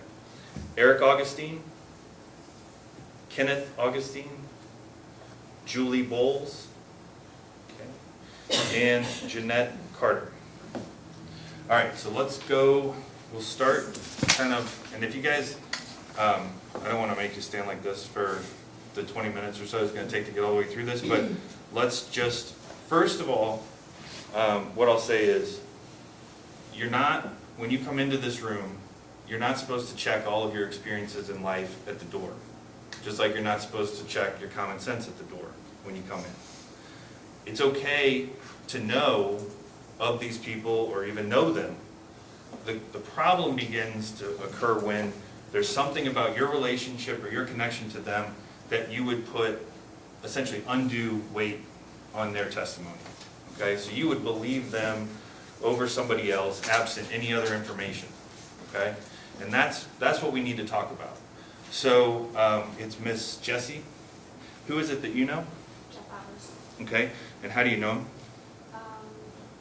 From years ago, I worked at the hospital when he was on the EMS, and based on my role and his role, we interacted multiple times over the course of several years. Okay, is there anything about that relationship that would cause you to be unfair either to the prosecution or to the defense?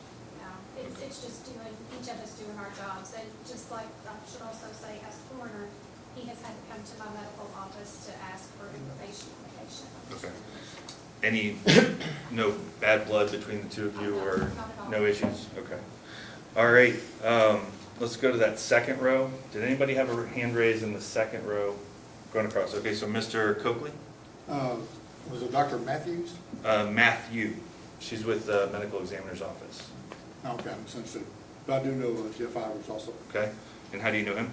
through the fire department. Fire department. And what do you do with the fire department? I'm a firefighter for the city of Shelbyville. Okay. Is there anything about that relationship that would cause you to put extra influence or extra weight on his testimony over somebody else's? No, sir. All right, in the second row, we good? Third row, we'll start with Mr. Walls. I'm a retired police officer, and Megan Stout was my dispatcher when I worked for Shelbyville Police, and Andrew Ware worked for Spencer County Sheriff's Office when I was there. Okay. All right. And kind of, as I talked about, having experiences in life or not something that's going to preclude you. What are you doing now for work? I'm retired. Just so taking it easy. All right. Congratulations. Is there anything about those relationships with Ms. Stout and now Chief Deputy Ware that would influence your ability to view the credibility of their testimony? No, sir. Okay. In your line of work, have you seen that there are some police officers and law enforcement are good at their jobs? Some are not as good at their jobs? Very much so. Okay.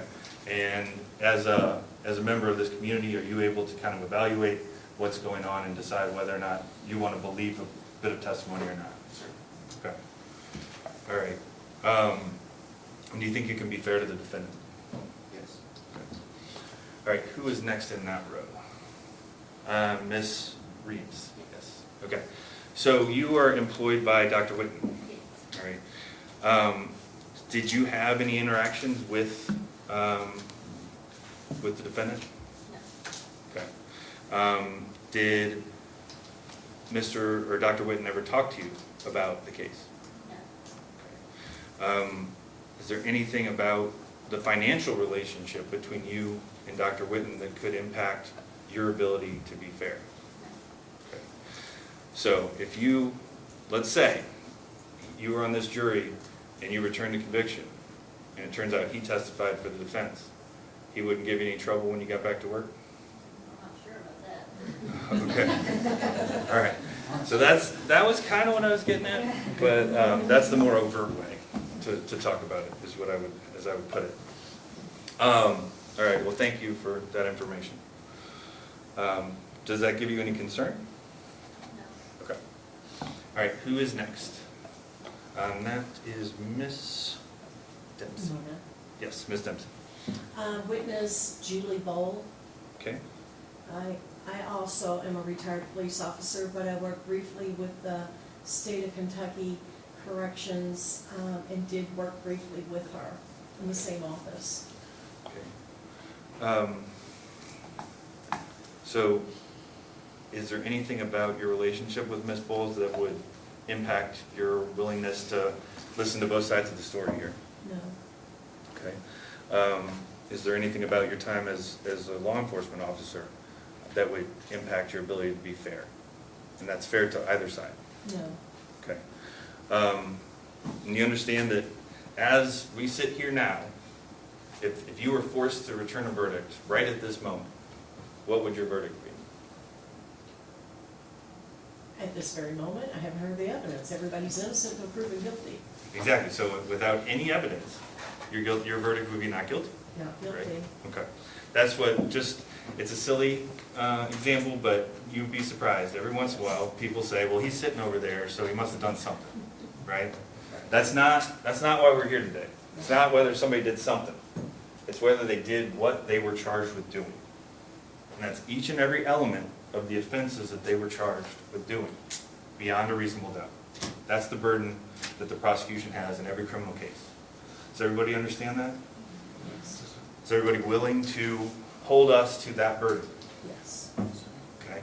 Is anybody going to make our burden higher? Is anybody going to put their thumb on the scale and say, well, you proved it beyond a reasonable doubt, but I wanted more? Is anybody going to do that? Okay. I didn't see any violent head shaking yes. So I'm going to take that to mean that we will be held to our burden here today. Anybody else have their hand up for knowing somebody involved in this case? Okay, I'm going to move on then. All right, so as you heard, this case involves the most serious of charges. And in order to prove a case such as this, there's going to be difficult things that are talked about. There's going to be difficult pictures that are presented. Is anybody just not feeling comfortable with the idea of, say, going through autopsy photos while the medical examiner is talking about where bullets went? Does anybody have a problem, faint at the sight of blood kind of thing? I don't see anybody volunteering to do that, so I'm hoping we're not just waiting for that to happen later. But while we're sitting here, if you think about it, that's just kind of something we want to know, because ultimately, if you're impacted by some aspect of your life that is influencing your ability to pay attention, that's ultimately doing a disservice to both the prosecution and to the defendant. Okay? All right. So, Has anybody here had their life touched by a murder? Don't see anybody? Anybody at all? Okay. Does that stand for us back here too? So we will, thank you for that, sir. I'm glad you're paying attention. We will, if you were to be called up, we will definitely address that, and I'm sorry for your loss. All right, given nothing from the seated jury panel, I'm gonna move on. As you might have observed, the defendant, Mr. Augustine, is a young man. He was 18 when this was charged. Is there anybody, as you sit there now, that says, if somebody's 18, they can't be guilty. They didn't do it. They couldn't have done it. They're only 18. Does anybody feel like they would have undue sympathy for an individual because of his age? The law says 18, you're treated like an adult. So, Mr. Schaus, would you change those elements that I have to prove because he was 18? Okay. How about Mr. Mullen Jr.? How do you feel about that? I'm good. Okay. Is everybody, so it's Mr. Bledsoe Jr. How do you feel about that?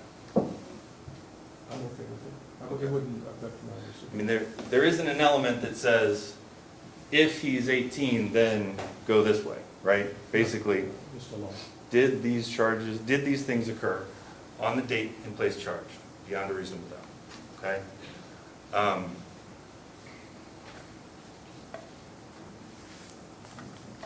right, how about another topic related to this? I've mentioned the word bullets.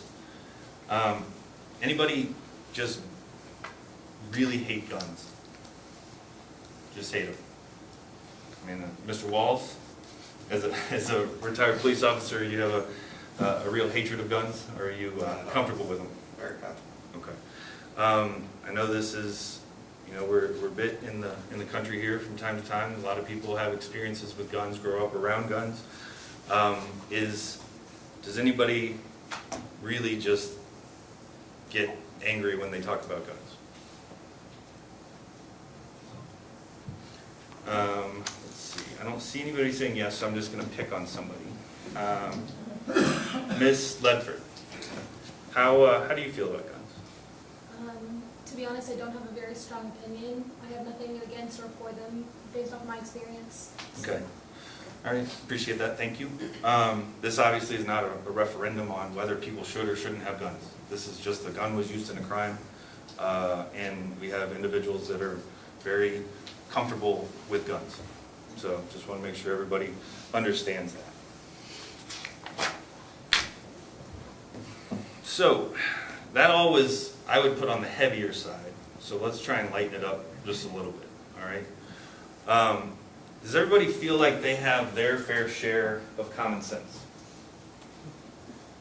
Anybody feel like they just got the short end of the stick? Like they don't have it? The only common sense they have are the pennies and nickels in their pockets? No? Everybody feels like they've got their share. All right. Because you would be surprised. I've seen people raise their hand and say, nope, I do not. I bought this timeshare, it's great. Check and see if anybody's a timeshare sale. But no, I think that at the heart of your job, right, it's to listen to the evidence and decide, is this reasonable? Does this make sense? Does this fit? Right? Ultimately, that's why you do rely on your life experiences. What you've been through, the decisions that you've made as individuals that have gotten you to this point in your life are the same decisions that you will make in trying to determine this case. Does everybody feel comfortable with that responsibility? Okay. All right. So, as you can see over to the left there, my left, your right, there's a door. Mr. Erickson, What do you believe is behind that door? Probably a room big enough for jurors. It's a really interesting thought. Now, what if I told you, though, that is not the jury room. That is actually batting cages. Because Judge Brummer, I've heard she loves baseball and softball. When she took the bench, she said, if I'm going to be judge, we got to put batting cages back there. Right? Now, of course, there's sound attenuating material because you don't want to hear the batting cages going off during court, right? But in the realm of all of the things in this world that are possible, is it possible that there are batting cages behind that door? Mr. Alvey? Yes, it's possible. Is it possible? Is it reasonable? Yeah. Okay. Again, there is another hallmark part of your job. What's reasonable? Not of all the things in this world, what's possible, what is reasonable? Okay? So, anybody have a problem with that as an idea, as a thought? Taking no loud noises, I will move forward. All right. Let's see. Mr. Andel. All right. Are you willing to go through a little bit of a scenario with me? Sure. All right. We just had snow not too long ago, right? You have a dog? Nope. You have a cat? Nope. You have like a... Got kids. You got kids?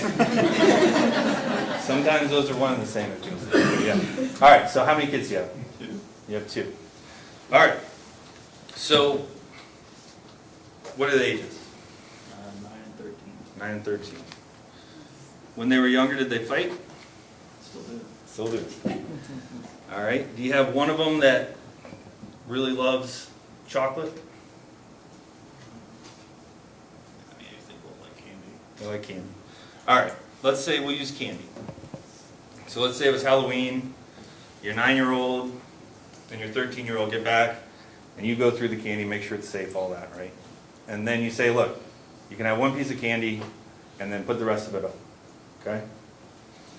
And you come back downstairs, and your 9-year-old is covered in chocolate and sprinkles and everything, pieces of candy dust, whatever.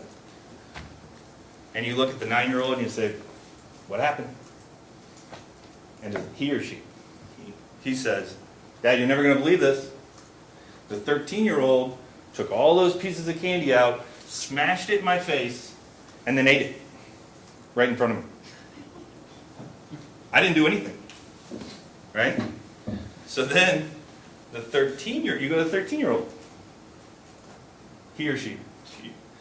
What happened? Dad, you know what happened? The 9-year-old, he took candy, he ate it. Now he's trying to blame me, right? So what do we have there? We have a he said, she said, right? A lot of times people hear those words, they say, he said, she said. Ooh, that means, I don't know.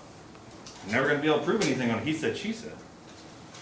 But in your life and in your decisions, can you decide that issue, that situation? Most of the time. Okay.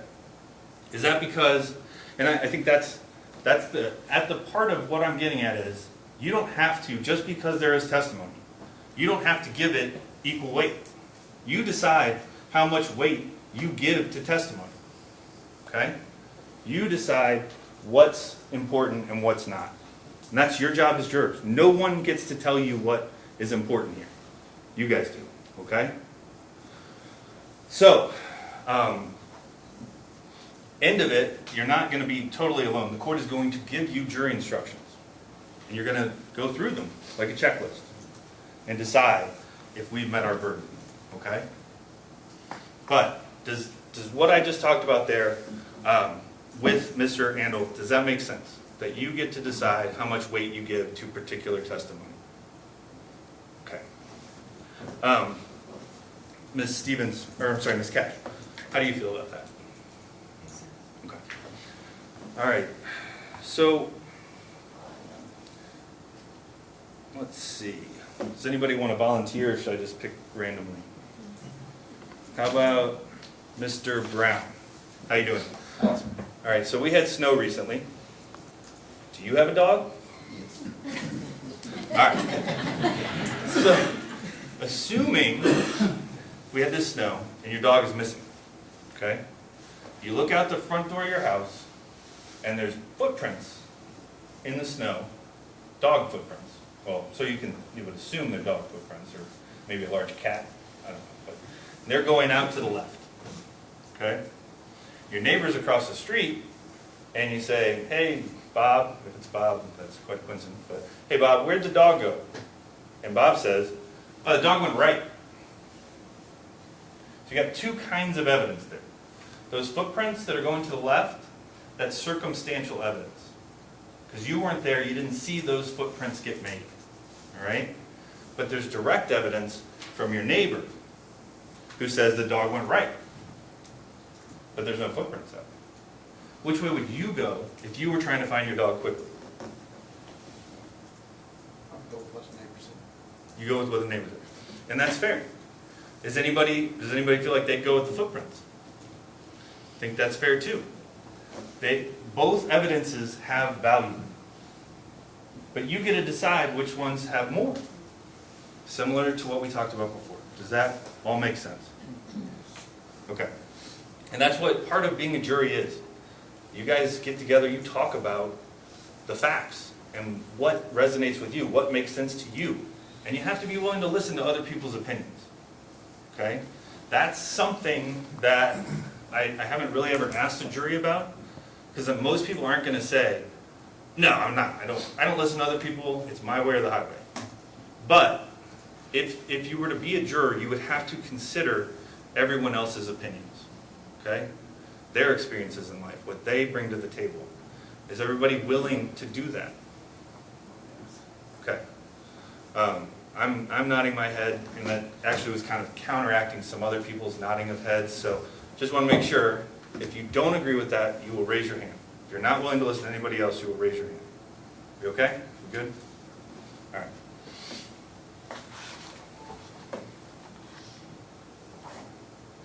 So, in this case, you're going to hear that the victim was a drinker. Okay? Drank frequently. Does anybody have relationships with alcohol or friends with problems with alcohol that would cause them to not sit here and listen to the evidence fairly? Okay. Now, I think, is it fair to say, let's see, Mr. Connor, do different people have different reactions to alcohol?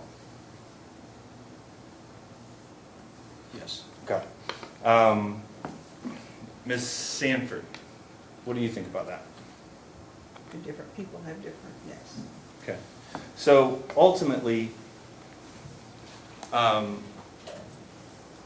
you're going to have to look at the situation, you're going to have to look at the facts and decide what was going on there. Okay? And that's what the witnesses are here to do, ultimately. And I think it's important to point out, if I were to ask a question of a witness, Ms. Jagger Hancock, if I ask a question of a witness, this is maybe a trick question, is my question evidence? Is your question evidence? I would think not. Correct. Okay. You just like killed the test, and I don't have anything else to talk about. But the questions, the comments, those aren't evidence. The evidence is what comes from the witness stand and from the exhibits. Okay? So keep that in mind as well, because sometimes people ask questions like they know the answer to them, but that doesn't mean that unless that question's actually agreed to, that was what was being put forth. Okay?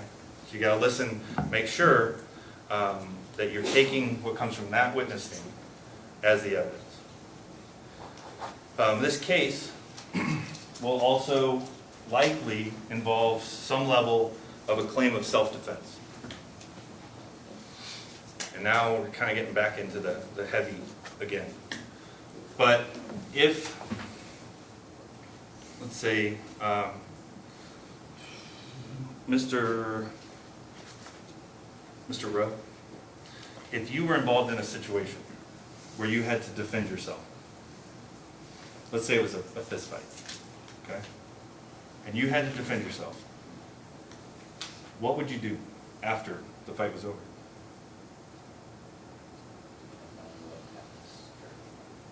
Okay. Can you, give me maybe a couple of examples then, based on that? If I ended up hurting the other person, probably call the police. Okay. Ms. Overton, what do you think about that, calling the police? Yeah, either the police or like EMS, Okay. doctor, something like that. Okay. If they're hurt. All right. Mr. It's Barenbach? Yes. What do you think about that? I would agree with these two people. Okay. Anybody disagree? So, Mr. Andel? Who knows what mindset you're gonna be in after that? Your emotions are gonna be high, Okay. you have adrenaline, maybe you're not thinking clearly at the end of it. So, is there ever a time you would call police, or just not at all? I mean, in theory, you would like to say you would, but who knows what mind frame you're gonna be at the time. Okay. Is there anybody that agrees with Mr. Andel? Okay.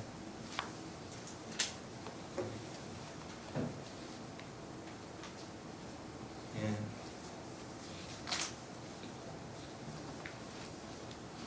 so, ultimately, how do you decide if someone was defending themselves versus someone being the initial aggressor, being the aggressive person?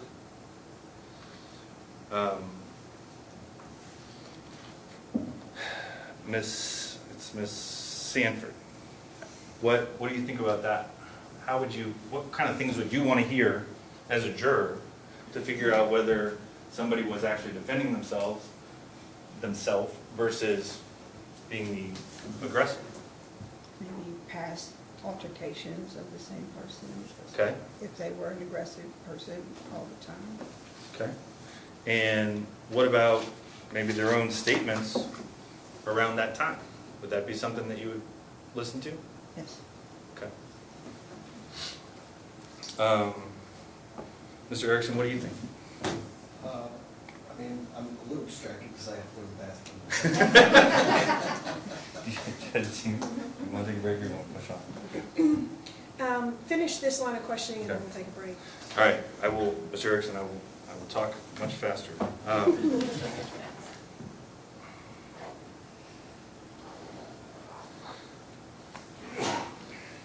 So, I think related to what we were just talking about, there's going to be a lot of photos, evidence that you're going to have to consider to put together what happened that evening, that morning. Hey, hang on just a second. So, I want to make sure everybody understands that with this, there is a degree of, we're relying on you because there's only one person that knows what really happened. All right, Mr. Fee, you want to take just a Sure. minute? We're going to take a 10-minute recess, let everybody get up and stretch their legs. Before you leave the room, I do have to give an admonishment to each of you, so if you will listen closely. I admonish each of you at this time that it is your duty, while this case is in progress, not to permit anyone to speak to or communicate with you on any subject connected with this trial, and any attempts to do so should be immediately reported by you to the court. You should not converse amongst yourselves on any subject connected with the trial, nor form nor express an opinion thereon until the case is finally submitted to you for decision. No private investigation or test in an effort to obtain evidence of your own is allowed. Do not search this up on the internet.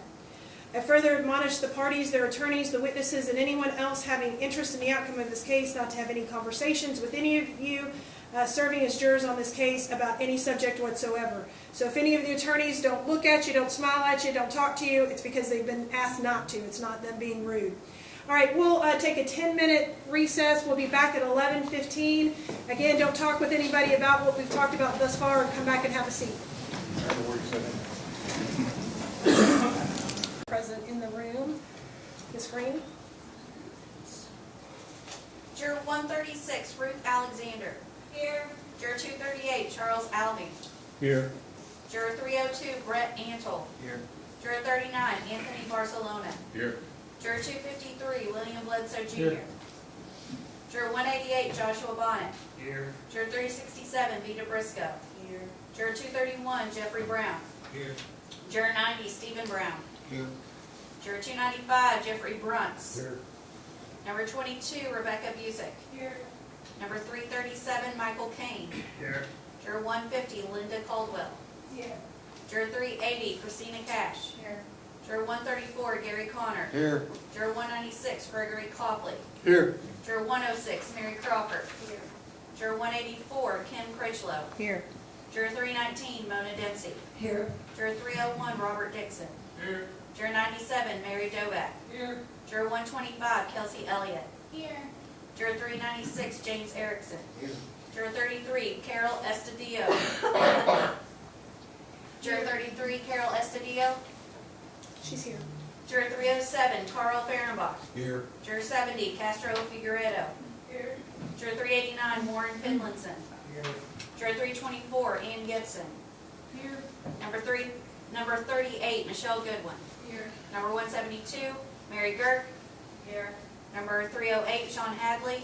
Here. Juror 117, Sean Hancock. Here. Number 290, Barbara Hanson. Here. Juror 71, Sherry Hart. Here. Number 191, Chucky Heath. Here. Number 76, James Henderson. Here. Number 148, Jose Hernandez Flores. Juror 235, Scott Howland. Here. Juror 240, Amber Jaggers Hancock. Here. Juror 151, Glenn Jennings. Here. Juror 77, Lori Jesse. Here.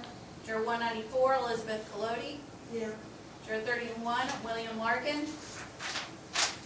He was excused. Oh, we excused him. Thank you. Juror 197, Lori Lawson Karcher. Here. Juror 48, Sadie Ledford. Here. Juror 133, Gregory Leonberger Jr. Juror 218, Anna Lopez. She was excused. Juror 37, Lori Marks. Here. Juror 154, Sean Monroe. Here. Juror 312, Ori Mullen Jr. Here. Juror 82, Lori Murphy. Here. Juror 368, Kevin O'Donnell. Here. Juror 375, Susan Overton. Here. 164, Cole Peterson. 245, Cheryl Pumphrey. Here. 283, Courtney Purdom. Here. 13, Ralph Razor. Here. 17, Susan Ratliff. Here. 280, Christy Reeves. Here. 239, Sarah Reeves. Here. Juror 30, Elisa Rice. Here. 141, Ashley Rosas. Here. 374, Benjamin Rowe. Here. 159, Linda Sanford. Here. 225, Ryan Shepard. Here. 278, Gary Schaus. Here. 345, Nicole Stallings. Here. 376, Jamie Stevens. Here. Juror 132, Lorraine Stivers. Here. Juror 93, Amy Tennell. Here. Number 165, Jason Bennett Evra. Here. Number 63, Guadalupe Vega. Here. Juror 232, Todd Wallace. Juror 262, Krista Ward. Here. Juror 24, Sabrina Willard. Here. Juror 370, Michael Wilmot. Here. Juror 36, Jerry Woods. Here. Is there anybody's name I did not call? All right, thank you, Madam Clerk. Again, as a reminder, make sure that your cell phones are on silent. It does cause a disruption in the proceeding, so make sure they are on silent. All right, Mr. Fee. Thank you, Judge. So one thing that wasn't, I guess, mentioned at the beginning if there is anything a question that's been asked of any of the jurors that you feel like you need to answer, you want to answer, but you're not comfortable doing it in front of 32 plus everybody in the back, strangers, you can raise your hand and then go talk to a smaller group of strangers with the judge, if that's something that you feel like you need to do. So I'm going once, going twice, sold. So we'll move forward. I'm assuming though that nobody had anything that came up. So as you heard from the witness list, there are quite a few police officers that are involved in this case. Is anybody still steaming over a speeding ticket or have a problem with either Kentucky State Police or Shelby County Sheriff's Office that we should know about? Anything at all? Okay. Let's see. I'm going to now, just to change things up, I'm going to just talk to a few people maybe about what they do. Mr. Erickson, or is it Dr. Erickson? Yes. Doctor, what do you do for work? I'm the chief psychologist at Federal Medical Center of Lexington for the Federal Bureau of Prisons. Federal Bureau of Prisons, okay. That sounds like a pretty heavy job. Yes, sir. Is there anything about that work that you're worried about influencing how you see this case?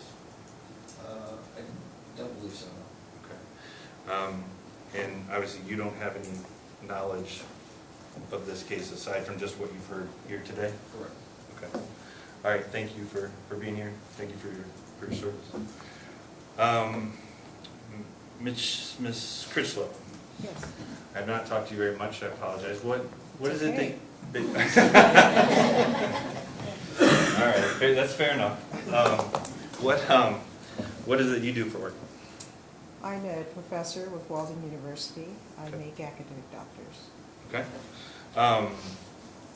Anything going on with work that would be difficult, that would kind of take your attention away from what we're doing here today? No, I work remotely, and I've already advised my students that there's a possibility that I might be out for a while. And what's your area of expertise? Doctor of Business Administration is the program that I teach in, so it's business. Thank you. Yes. Ms. Willard, what is it that you do for work? I was a nurse for 22 years, and now I work for Anthem in the claims department. Okay. Anything, when you were a nurse, what kind of a nurse were you? Long-term care mostly. I did work for the job corps for a while in their provider's office it was like a clinic for the students on campus. Thank you. Ms. Stevens, you're right here, and we've talked so little. Is there anything that you've heard today that you would have answered differently, or that you think is still kind of bugging you? Okay. And I noticed you didn't raise your hand when I asked if you were happy to be here today. Is that still the case? Yes, that's it. I'm just beautiful. Okay. My civil service, the jury duty, if I have a choice, I'd rather not be. I can't believe you would say that. All right, no, that's absolutely fair. So, is there anybody, and that was the question that I asked to Ms. Stevens, is there anybody here that they wish that question would have been asked of them? I know this is asking yourself to kind of jump up and volunteer to talk, but does anybody really disagree with something that they've heard and they want to make that known? Okay. All right, how many, if I can see by a show of hands, how many people here have had teenage children? Okay, so that's just about everybody. If you would put your hands up one more time. Of the people that have their hands up, if you never had a fight with your kids, you can go ahead and put your hand down. Okay. if you'd ever had a bad fight with your kids, you can put your hand up. Yep. Would you clarify that? Sure. Yeah, details. No, I mean just even a verbal argument. Oh, yes, I've had. Okay. Is there anybody that would raise their hand and say that child rearing is easy and they have cornered the market on how to do it? Okay. Thank you for that. I think that takes care of my question, Judge. All right, if I could have the parties approach.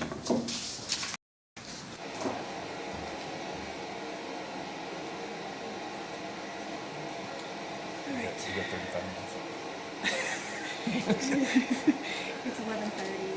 Do you want to go ahead and break for lunch? You think you're going to be a bit? I think so. I mean, I'm not gonna do that long, but I just, it's a tough act to follow, so I don't know John is funny. All right, Just we'll looking. do that. Okay, thank you. All right, at this time, before turning the questioning over to Mr. McLeod with the defense, we're going to go ahead and break for lunch. That way everybody has an opportunity to sit here and not have their stomachs growling at them while they're supposed to be listening. So I'm going to give you the admonishment again that I just gave you. We will return at 1 o'clock. I'm going to give everybody plenty of time to go wherever they need to go to get back. Just understand that the admonishment is the same. This is going to give you a little bit more time. Do not get on your phones, your computers at home, and search up this case and do any independent research yourself. I admonish each of you at this time that it is your duty, while this case is in progress, not to permit anyone to speak to or communicate with you on any subject connected with this trial. And all attempts to do so should be immediately reported by you to the court. And you should not converse amongst yourselves on any subject connected with the trial, nor form, nor express an opinion thereon, until the case is finally submitted to you for your decision. No private investigation or test in an effort to obtain evidence on your own is permitted. I want further to admonish the parties, their attorneys, the witnesses, and anyone else having an interest in the outcome of this case not to have any conversations with any of the jurors serving on this case about any subject whatsoever. All right, we'll see you all back at 1 o'clock. Thank you.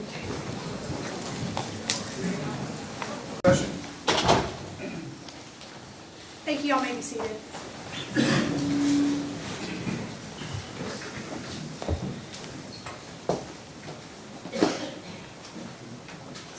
Everybody's back in their seats. All right, we are back on the record in the matter of Commonwealth versus David Augustine, 20 CR 165. Madam Clerk, if you will call the roll. Juror 136, Ruth Alexander. Here. Juror 238, Charles Albee. Here. 302, Brett Antle. Here. 39, Anthony Barcelona. Here. 253, William Bledsoe Jr. Here. 188, Joshua Bonnet. Here. 367, Vita Briscoe. Here. 231, Jeffrey Brown. Here. 90, Stephen Brown. Here. 295, Jeffrey Bruntz. Here. 22, Rebecca Busick. Here. 337, Michael Kane. Here. 150, Linda Caldwell. Here. 380, Christina Cash. Here. 134, Gary Connor. Here. 196, Gregory Copley. Here. 106, Marion Crawford. Here.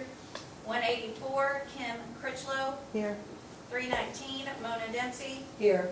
301, Robert Dixon. Here. 97, Mary Dovack. Here. 125, Kelsey Elliott. Here. 396, James Erickson. Here.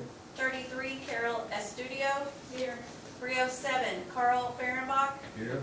70, Jesse Figueredo Castro. Here. 389, Warren Finlinson. Here. 324, Ann Gibson. Here. 38, Michelle Goodwin. Here. 172, Mary Girk. Here. 308, Sean Hadley. Here. 117, Sean Hancock. Here. 290, Barbara Hanson. Here. 71, Sherry Hart. Here. 191, Chucky Heath. Here. 76, James Henderson. Here. 148, Jose Hernandez Flores. Here. 235, Scott Hapland. Here. 240, Amber Jaggers Hancock. Here. 151, Glenn Jennings. Here. 77, Lori Jesse. Here. 194, Elizabeth Colodi. Here. 31, William Larkin. Excused. Oh, he was excused, I'm sorry. 197, Lori Lawson Karcher. Here. 48, Sadie Ledford. Here. 133, Gregory Leonberger Jr. 218, Anna Lopez. She's excused. 37, Lori Marks. Here. 154, Sean Monroe. Here. 312, Ori Mullen Jr. Here. 82, Lori Murphy. 368, Kevin O'Donnell. 375, Susan Overton. Here. 164, Cole Peterson. 245, Cheryl Pumphrey. 283, Courtney Purdom. 13, Ralph Razor. 17, Susan Ratcliffe. 280, Christy Reeves. 239, Sarah Reeves. 30, Elisa Rice. 141, Ashley Rosas. Here. 374, Benjamin Rowe. Here. 159, Linda Sanford. Here. 225, Ryan Shepard. 278, Gary Schaus. Here. 345, Nicole Stallings. 376, Jamie Stevens. 132, Lorraine Stivers. 93, Amy Tennell. 165, Jason Van Avera. 63, Guadalupe Vega. 232, Todd Walls. Here. 262, Krista Ward. 24, Sabrina Willard. 370, Michael Wilmot. Here. 36, Jerry Woods.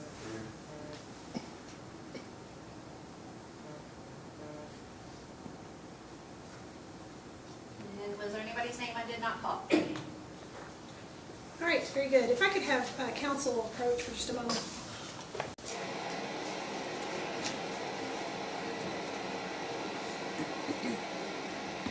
Just a couple of housekeeping matters.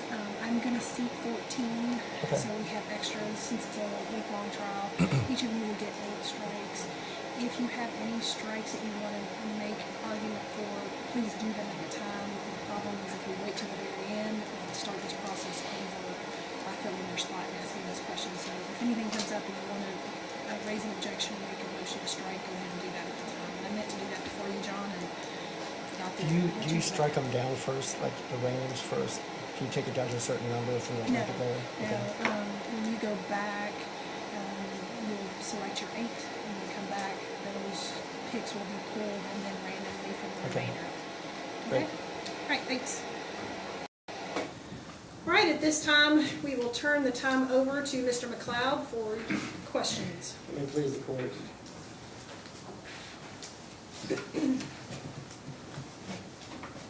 I got some bad news. I'm not as funny as John. He made it tough to follow. I've got some questions, and if they're too personal, don't answer them, or if you, I'd really rather you approach and we talk about them. But John had mentioned there was alcohol in this situation, and he said someone may drink too much. Does anybody know someone that drinks too much and is a problem?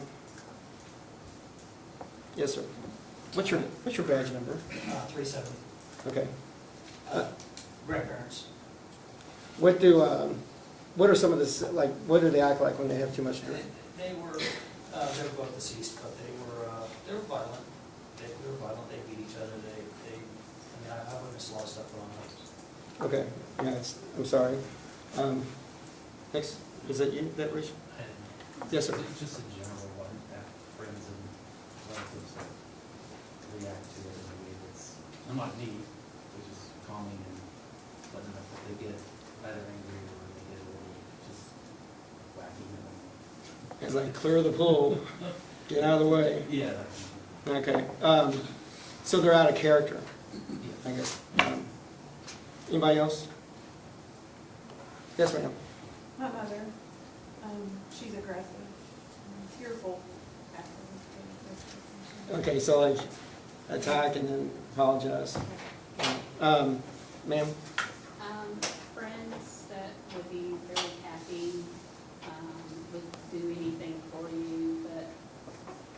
Okay.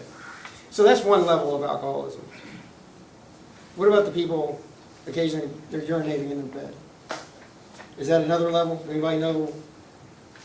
They might be violent and then all of a sudden they're gone and they're, you know, like almost unable to take care of themselves for the duration. And I think that's that's the level we're talking about here. So I just wanted to, so if that's going to be a problem for someone, because it's going to be, there's going to be accounts that you'll hear about where the alcohol is just pervasive in this situation.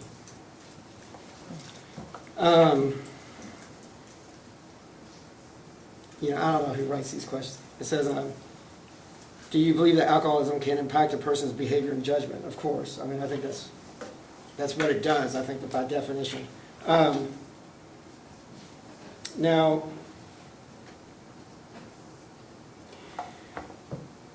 what about a divorce? Has anybody ever had is anybody divorced in here? Was it stress-free?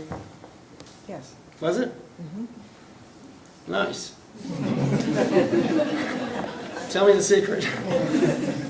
Married my best friend and then divorced and went back to being best friends. That's great. Mm-hmm. Had a family and then went back to being best friends. I'm not sure that that's the norm. No, I don't think so. So, you know, I don't know. I'm not going to pry into everyone's divorces and whatever it is, but you can imagine if alcohol was involved in those divorces. Has anybody ever dealt with someone like in such a volatile situation and they're drinking and they're doing stuff like that? Anybody can describe someone that they've witnessed possibly? And this is just, I have to ask questions. In a way, I taught at U of L for 3 years and I hated calling on people. You know, I mean, they sit as far away from me as they can. So after I was stubborn for a while, and after a year or so, I just stopped calling on people, and I just lectured like that. So, but in voir dire, it has to be in the form of a question. So I'm just kind of educating, hopefully. And if you have something to add, please stop me and raise your hand. What about domestic violence? Anybody here witnessed or had friends or family that were in situations of domestic violence? Retired police officer. We've dealt with several domestic violence cases. Sure. And you don't go to those alone, do you? For times I did, but Right. typically no.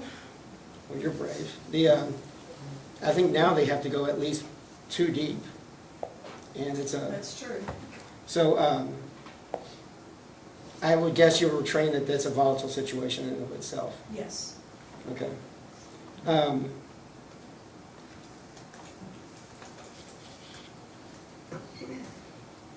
Now, I'm the youngest of 6, and my mother was the oldest of 9. And in between, all her brothers and sisters, besides her little brother was, my uncle was a priest. Other than that, they multiply like rabbits. And the family reunions were crazy. You know, like M80s and mailboxes because the drunk uncle, you know, that type of stuff. But alcohol wasn't talked about. Does anybody here, does that strike them like inside the house, you would never know if you just visited that maybe someone was drunk all the time there, or it was covered up and no one talked about it. It's kind of an old school, like almost like toys in the attic, or hidden. It was just a hidden thing. The kids don't talk about it. Maybe they just stay away from the father or the mother because of the alcohol use. Has anybody seen an environment like that? Or a domestic environment like that where they don't say anything on the outside, they're just quiet.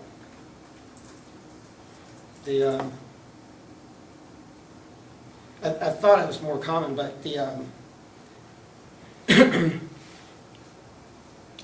growing up in that environment, has anybody ever seen someone who's, you're surprised later, like, wow, as you got older, you're like, their father's always drinking, there's always a drink, it's always kind of loopy, fairly drunk in the middle of the day on a weekend or something.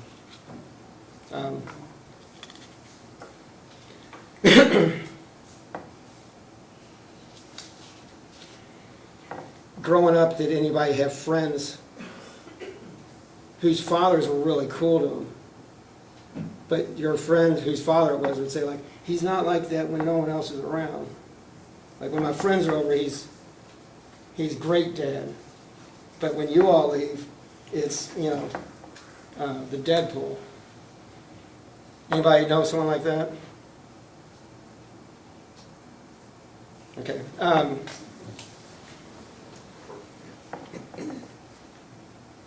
Now, this is it's a murder case, and it deals with a son and a father, and the father ended up dying.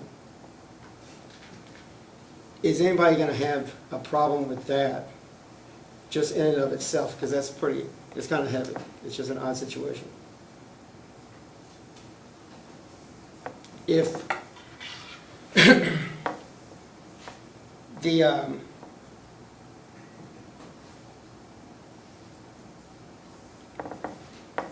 if enough is shown and it's an engagement, would anybody here have any problem if they made a determination that it was self-defense on holding with that was self-defense and not convicting on anything? I mean, in other words, the stature of father isn't so high that it's just something that would never happen. If the father was abusive, like overly abusive, domestic violence, all that type of stuff. I guess what I'm hinting at, there's a woke environment today. You know, some kids today, like the privileges they get are just kind of crazy.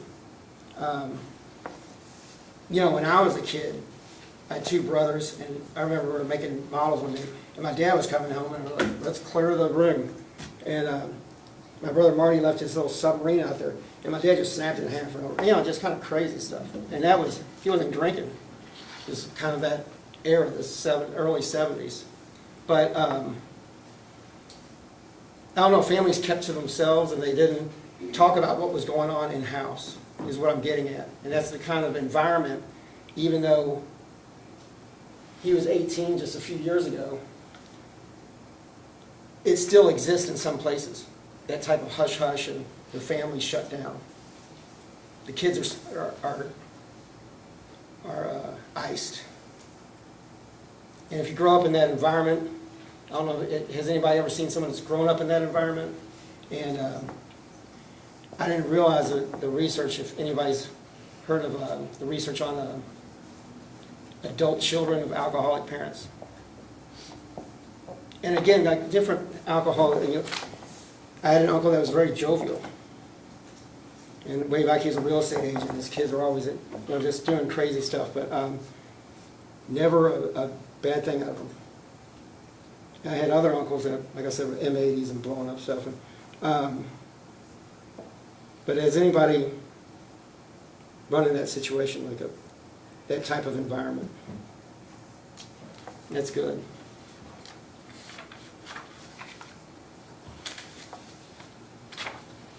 Has anybody ever heard of this, of any research on adult children or children of alcoholic parents and symptoms they might have?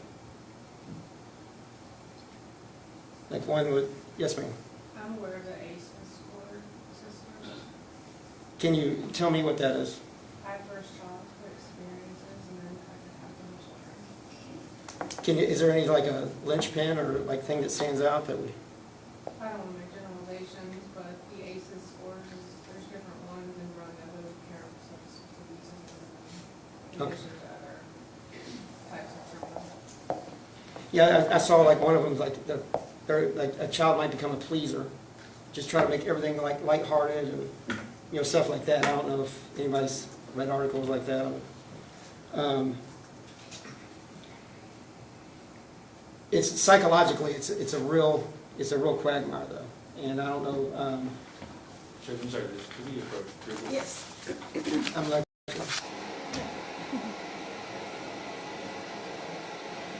There's one, I object to the idea of using the jurors to try and become essentially experts on this. The topic itself, it feels more like you're kind of educating them in something that you're going to have an expert talk about, Right. rather than hearing it from him or hearing it from you. I just don't know how truthful or how accurate or not it is.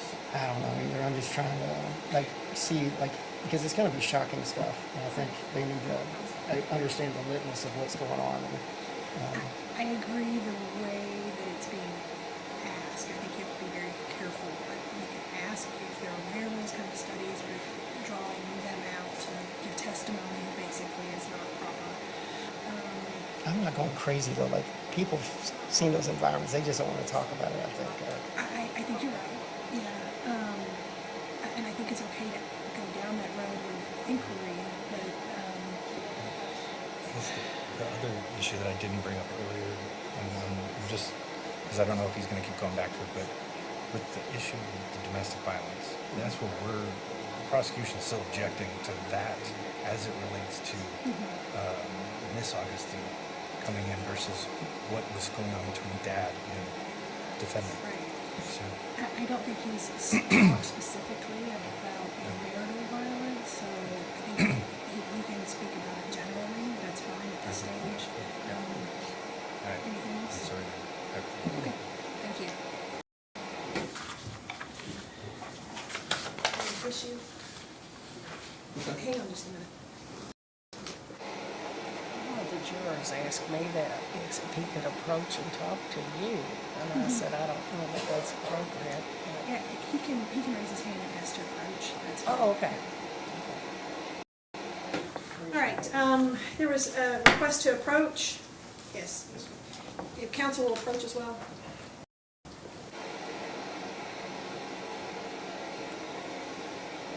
In full disclosure, I just want to say that I'm familiar with Mr. McLeod about working through the Jefferson County Sheriff's Office in a professional manner. So Okay. I just want to make that known. Okay. Yeah, I don't know that you raised your hand. We knew him before, but that's fine. Any other questions you want to ask him? Kind of like what I would ask somebody else. Anything about that experience that would lead you No. to put any extra, I guess, weight on what he was telling you? Right. No. Okay. Okay. Thank I you. don't believe a word I'm saying.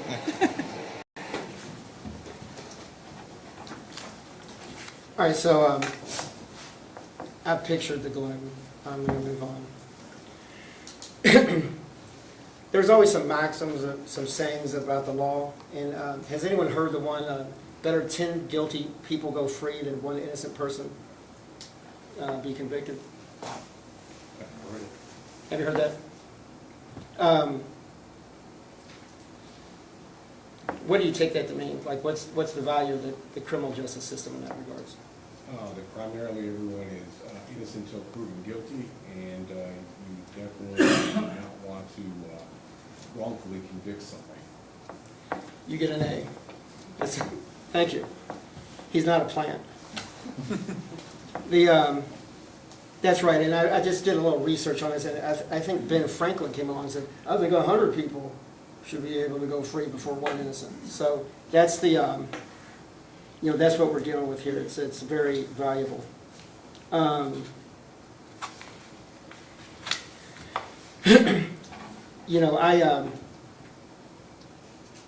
The judge is going to tell you they're going to sit 14 people. And at some point, they'll pare it down to 12. And you'll go back to a jury room somewhere. I don't know if it's that, or that's a batting cage. I don't know where it is. But you'll go back there and you'll pick a four-person. And I've had juries go out for 6, 7 hours, 8 hours, and I don't know what goes on in there. I've never in my life been called up to jury duty. I've always voted, mainly owned property and everything else. My mother would get called up twice a year. It's just weird how that happens. But the jury will come back after 6 hours, 8 hours, and sometimes it's really contentious. I mean, the judges have brought them out before and they're crying. Some are angry, you can tell they're factioned up. And that's a good thing. And what I'm asking here is you have to come back and you have to have an open communication. And you have to be open to change. Like if someone's got a convincing argument, go ahead if that's what you believe. But if everyone here can promise that if you just haven't been convinced, if they just haven't proven their case, or they've proven it and one person just doesn't think they prove it. You know, it could be late on a Friday night, it could be just a day where dinner's gonna be served. Can you stick by your guns if you're not convinced? I mean, it could be 11-1, guilty to not guilty, either way. But I think that's what adds value to the system, is that someone just doesn't cow to it and is like, well, I got to get out of here, it's not that big of a deal anyway. Because what David's looking at is 20 to 50 to life without. So it's a big step here. And you have to be able to weigh those types of sentencings as well. Does everybody have a problem with that? Those types of numbers. But if everyone here can say, if I'm not convinced, then I'm not going to change my plea with the rest of the group, or vice versa. If you can do that, then I think you're qualified, and I appreciate your time. Thank you. All right, thank you all very much. If I may have council approach.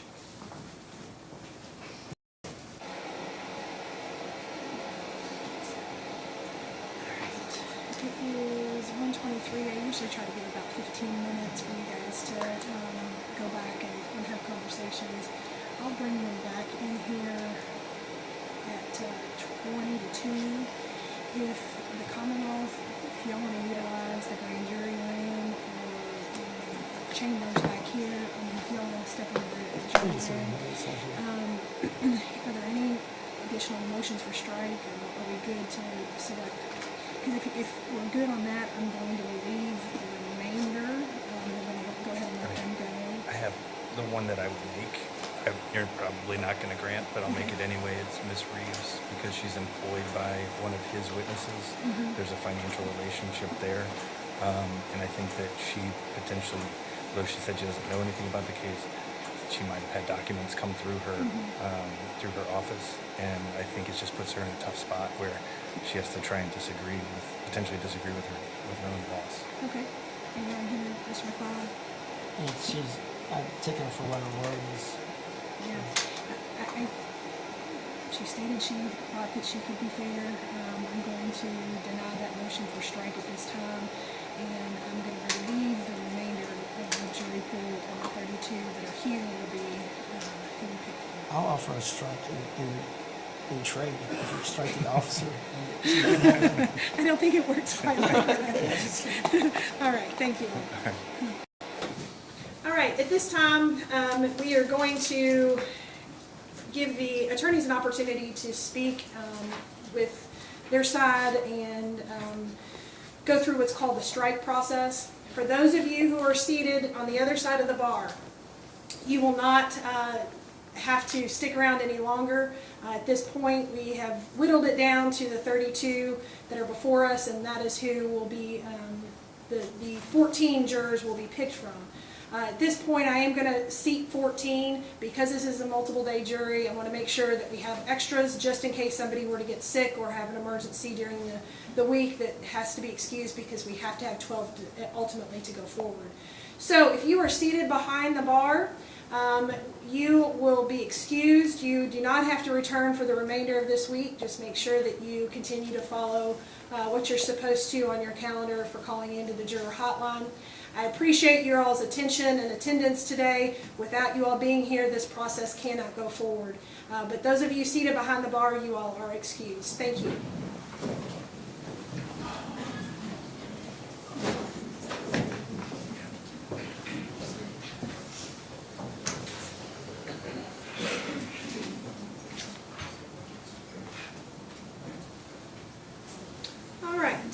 For those of you who are seated in front of me in the 32, we are going to take a 15-minute recess, allow for the attorneys to convene outside of the courtroom, and we will return at 20 minutes to 1. I will give you the same admonishment.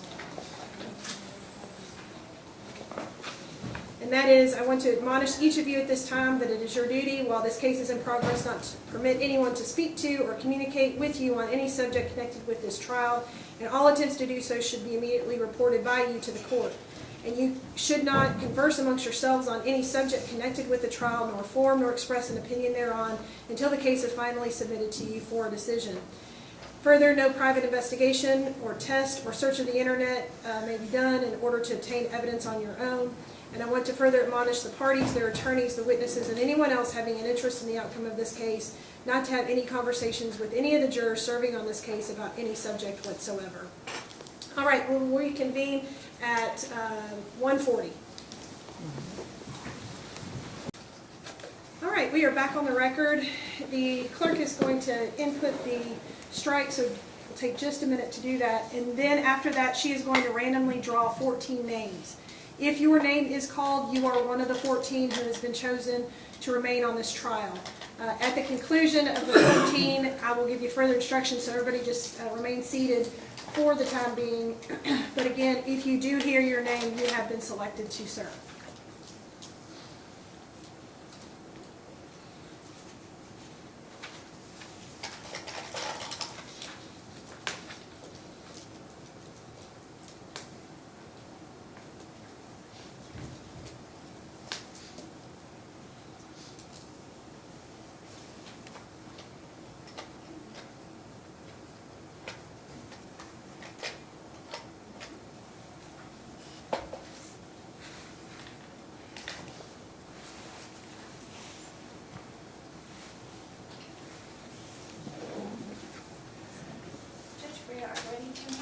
All right, if you go ahead and call 14. Juror number 77, Lori Jesse. Juror number 134, Gary Connor. Juror 154, Sean Monroe. Juror 184, Kim Critchlow. Juror 196, Gregory Copley. Juror 232, Todd Walls. Juror 235, Scott Hapland.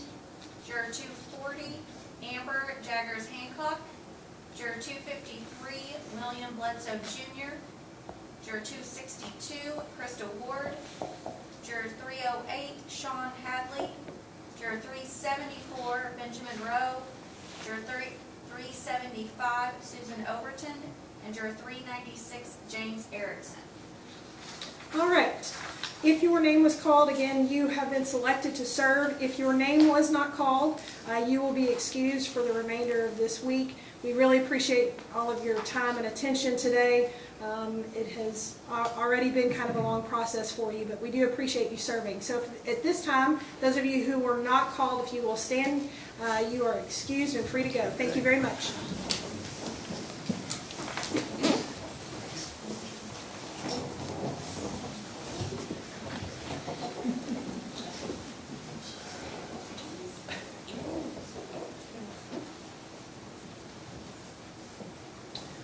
Those of you who are seated on this side of the bar, if you all will stand up and fill in the open seats back there in the jury pool.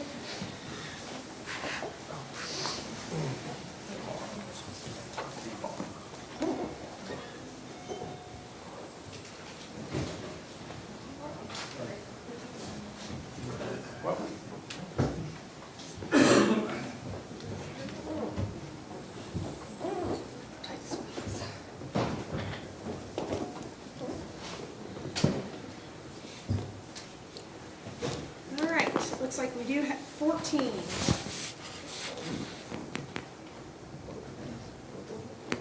Very good. All right, at this time, I will administer the oath for this trial. So if each of you would raise your right hand. Do you solemnly swear or affirm that you will impartially try the case of the Commonwealth of Kentucky versus David Augustine and render a true verdict based on the evidence in the law unless dismissed by the court? All right, very good.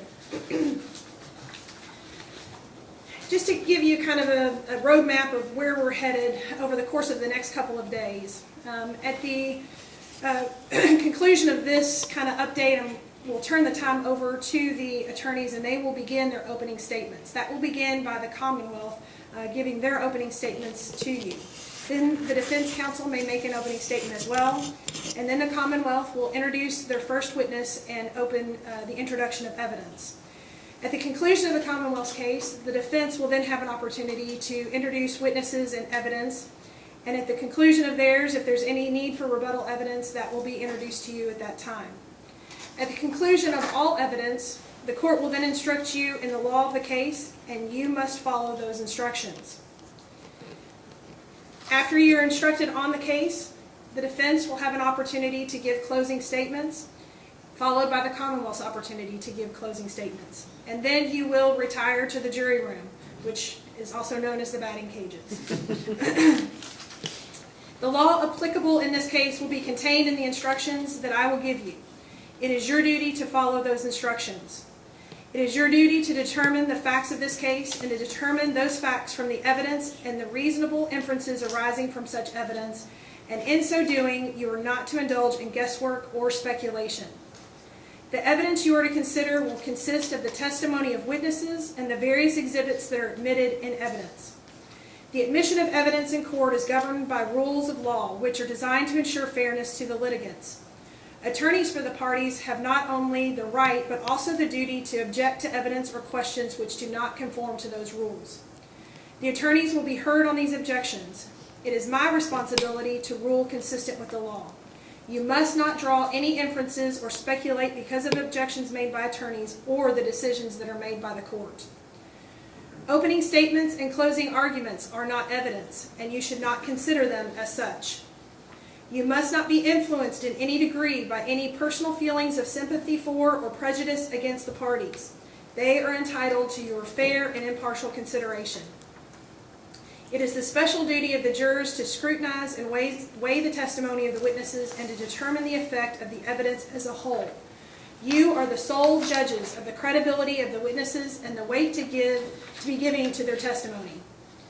In determining such weight and credit, you should, as to the witnesses, consider their interest or lack of interest in the results of this trial, their conduct and demeanor on the witness stand, their bias or prejudice, if any has been shown, the clearness or lack of clearness of their recollection, their opportunity for observing, and the reasonableness of their testimony. You should take into consideration also all other facts and circumstances appearing during the trial which either tend to support or discredit the testimony of the witness, and then give the testimony of each witness such weight and credit as you believe it is fairly entitled to receive. If during the course of this trial I say or do anything which suggests to you that I am inclined to favor the claim or cause of either of these parties, do not allow yourself to be influenced by any such suggestion or perception. All right, at this time, Deputy Murray, if you will hand out the notebooks and the pens and the juror pins. While you are serving this week, anytime that we are in session, you will have a juror pin on, and that is to denote who you are and that you are currently serving so that other people in the Judicial Center do not try to approach you and ask anything about the trial that's going on. You don't have to wear those home, but anytime we do take a break or go for lunch, you will need to keep that on as well so that members of the community will know not to approach you with questions about what's going on. You may take notes during the trial. Those notes will go back with you during deliberations. But any cell phones that you have do need to be turned off and put away. And the reason I say that is even if it's on vibrate, it draws your attention to something else. Then your mind wanders. I wonder who's trying to get hold of me. I wonder what that text message says. All of those things. So if you do have a cell phone on you, you do need to turn it off while the trial is going on. And I'll give you opportunities to use your phone during any breaks. Typically, we do try to take a break every hour and a half to 2 hours or so, if it's at a nice logical breaking point in order to do that. So we'll try to take as many restroom breaks and opportunities for you all to stretch your legs as possible. All right, before we get started on openings, do you all want the chairs moved and everything kind of rearranged a little bit? Okay, we can go off the record at this time. We'll do a little housekeeping. If you all want to stand just kind of in the area and stretch, you're welcome to do. guess in my opinion, it never hurts to tell the jury if anybody approaches them or attempts to talk with them about it, to let the court know, Okay, just as a way to be careful, be Yeah, yeah. cautious. I will do that. You have Anything else? Any objection to that? Okay. Judge, I just received a text message from Detective Hunter, Tyler Hunter at KSP Post, and they have been served with a subpoena justice gun that we know nothing about. Okay. Right, What yeah. is that about? It's for the infractions that they said they pulled them over multiple times. okay. I just couldn't get, I couldn't get in touch with you. Like, I don't know if y'all are doing anything or not, but I was like, I need to have them because I don't know what they are. So I talked to the detective, and he texted with, or he looked it up prior to this. He said there was a insurance citation in 2019, a speeding citation in 2004, and then 2 burglaries where he was the victim in 2012. And that's all that KSP has for him. It's weird because like the way she describes it is so much more than. It's one of the burglaries or what? That's, you All right, obviously is ask that him something, about can they do a printout so that he can have that at some point? But they're saying like traffic stops, and like burglaries. Well, I mean, one of the traffic stops is the insurance that you talked about in his vehicle. I'm sure, it sounds like, of your client. Yeah, she says. And it says like there's a lot. Well, but that's what the subpoena is for those records. So if we can just get a printout. Okay. All right, anything else? No, I just think since we have people kind of coming and going, it makes sense to just make sure they understand nobody should approach them to say, hey. I'll reiterate exactly what that admonishment really kind of means. Okay, thank you. Where would you like the podiums?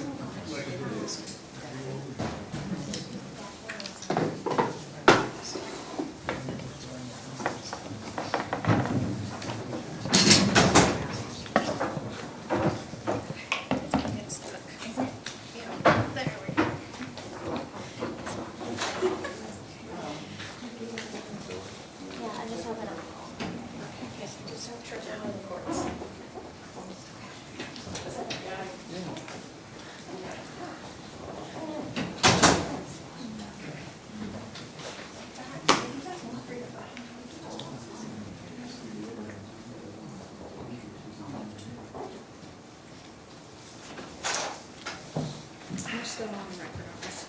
Okay. All right, we are still on the record, and before I turn it over for opening statements, I want to make sure now that we're whittled down to 14, what the admonishment truly means. During the course of this next week, you are not to speak to each other about what is going on, nor are you to go home and talk to anybody at home about what's going on. We need to make sure that you're focused on just what is being presented and have no outside influences. If anyone tries to speak with you in the courthouse or otherwise, you need to make sure to alert the court as to those occurrences. And again, also no outside research or looking online to try to find out any information on your own. You will be given all of the information that you are to consider while you are serving throughout this week. Also, just to reiterate, the attorneys are also admonished to not have contact with you. So it's often the Southern way to smile and say hello or good morning to individuals. If they don't return those pleasantries, it's not them trying to be rude, it's them trying to avoid any appearance that they are trying to converse with you in any way. All right, I think we are ready to begin opening statements. Mr. Fee? Ms. Azanero. All right. Thank you. May it please the court, Mr. McLeod, ladies and gentlemen of the jury. My name is Tiffany Azanero, and I am an assistant Commonwealth attorney for Shelby County 2, along with Mr. Fee. And it's our job today to present the case of the Commonwealth of Kentucky versus David Augustine to you. You've heard the charges. They are murder, 2 counts of fleeing or evading, 1 on foot, 1 in a vehicle, 1 endangerment, and resisting arrest. And today it is our job to prove beyond a reasonable doubt that the defendant committed those offenses. I want to first show you a picture. This is Brett Augustine. Divorced father of 4, veteran, gun enthusiast, just living his life. On April the 15th, 2020, in the early morning hours, the defendant, David Augustine, started a fight with his father. And then he made sure that he finished that fight. He took his father's gun. He shot him first through the pinky, or he shot him through the pinky. We don't know if that was first. Shot half of his pinky off, shot him through the arm, and then Brett died with 3 bullets in his head. You will hear from several witnesses about the events of that day. You will hear from the dispatcher, Megan Stout. She'll talk to you about the 911 calls that she received. She received hang-up calls, incoherent calls, and finally, around 4:30 in the morning, she received a call from the defendant that indicated he shot his father and that he was dead. Dispatcher Stout immediately had deputies go to the house, and one of those deputies was Sergeant now, Corey Williams. You will hear from him. He was one of the first on scene, and you will hear him tell you what he found once he arrived on scene.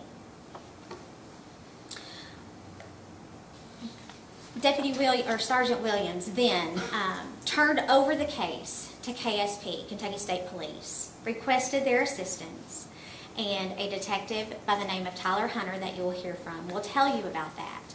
You will also hear from a trooper, Don McCormick, who happened to be the neighbor of the defendant and his father, Brett. He lived across the street, and you will hear him tell you that he heard gunshots in the early morning hours of April the 15th. But he'll also tell you that that wasn't odd, that he could hear them shoot guns quite a bit. It was just the time of day was a bit strange.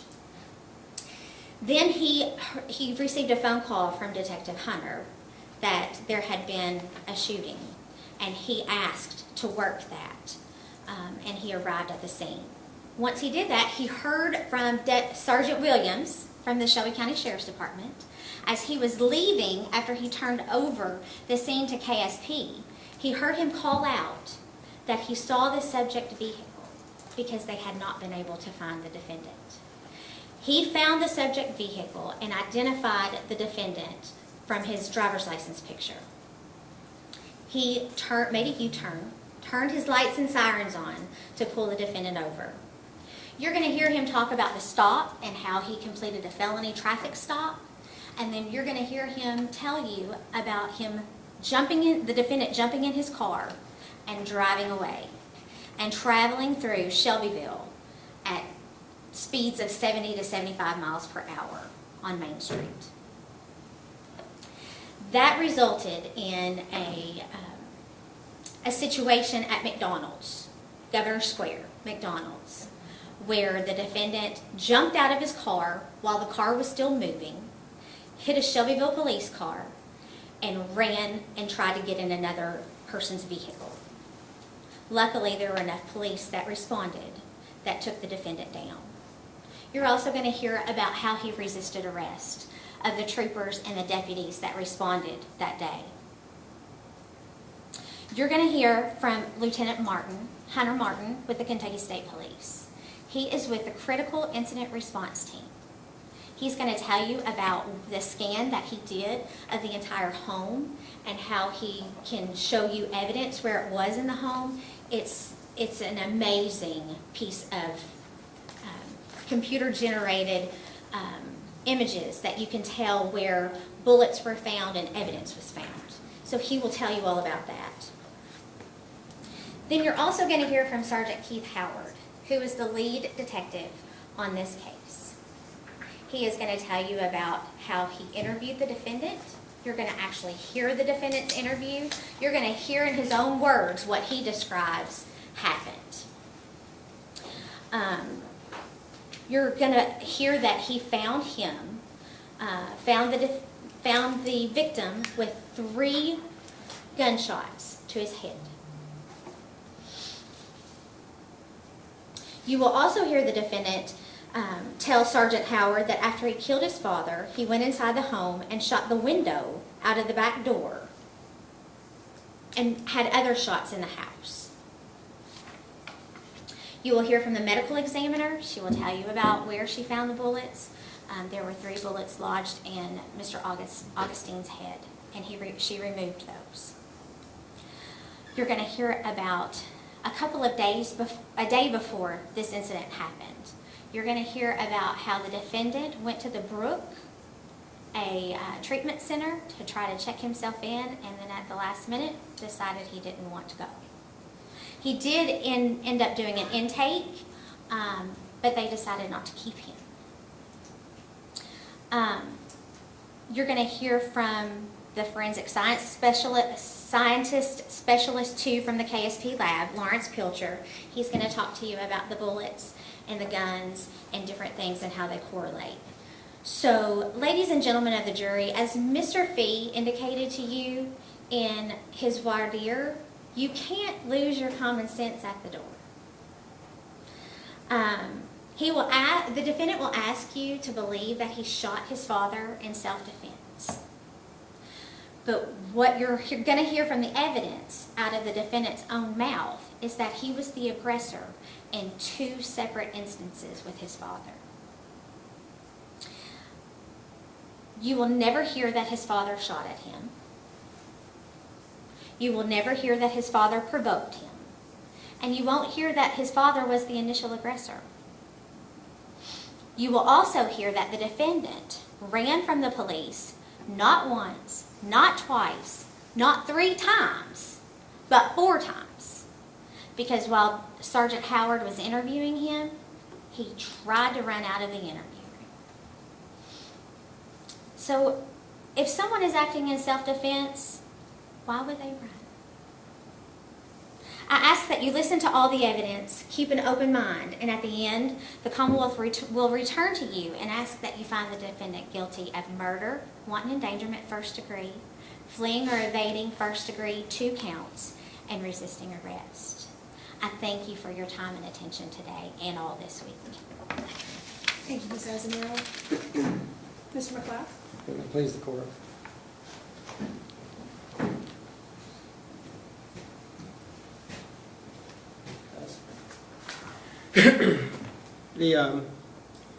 The story has a backdrop that's a little bit more thorough than what they describe in that succinct event that night.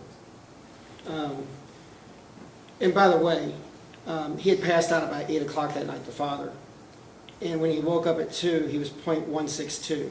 That's what his alcohol level was. That's daily, every single day. And I don't know what that does to people. I mean, I've heard of fathering and absenteeism, like they're not there.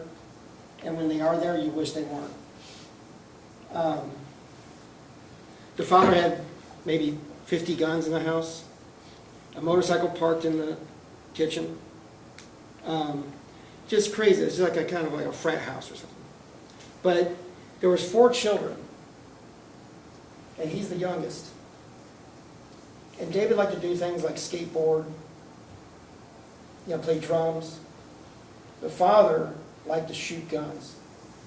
In fact, you'll hear that he was a prepper, like he's preparing for China and Afghanistan to come after us over here. He's in a battle prep ready in the continental U.S. Micah was the oldest child. Micah was 12 years older than David, and he was a half-brother. His father wasn't Brett Augustine, but they adopted him. I'm going to object. Okay, approach. He is his father. He's his adopted father. And so I don't think that he can characterize him as not his father. It wasn't his, You didn't say that. You just said he wasn't his father. Well, that's not what it means. I think he did clarify then by saying he then adopted him. So, yeah, let's just move on. I didn't mean to say anything, but he adopted those children, and that's magnanimous. But Micah was more of a father to David. You hear that? He took him to the brook the day before. Micah was this cool little, a really neat young man. I met him once. He had a heart attack maybe a month after that. I mean, it was really distraught. I mean, it was a crazy time. But what Brett brought to that house was chaos. There's domestic violence. There's, and it escalated when they were getting divorced. The drinking went up, and he was physically abusive. He's beating him up.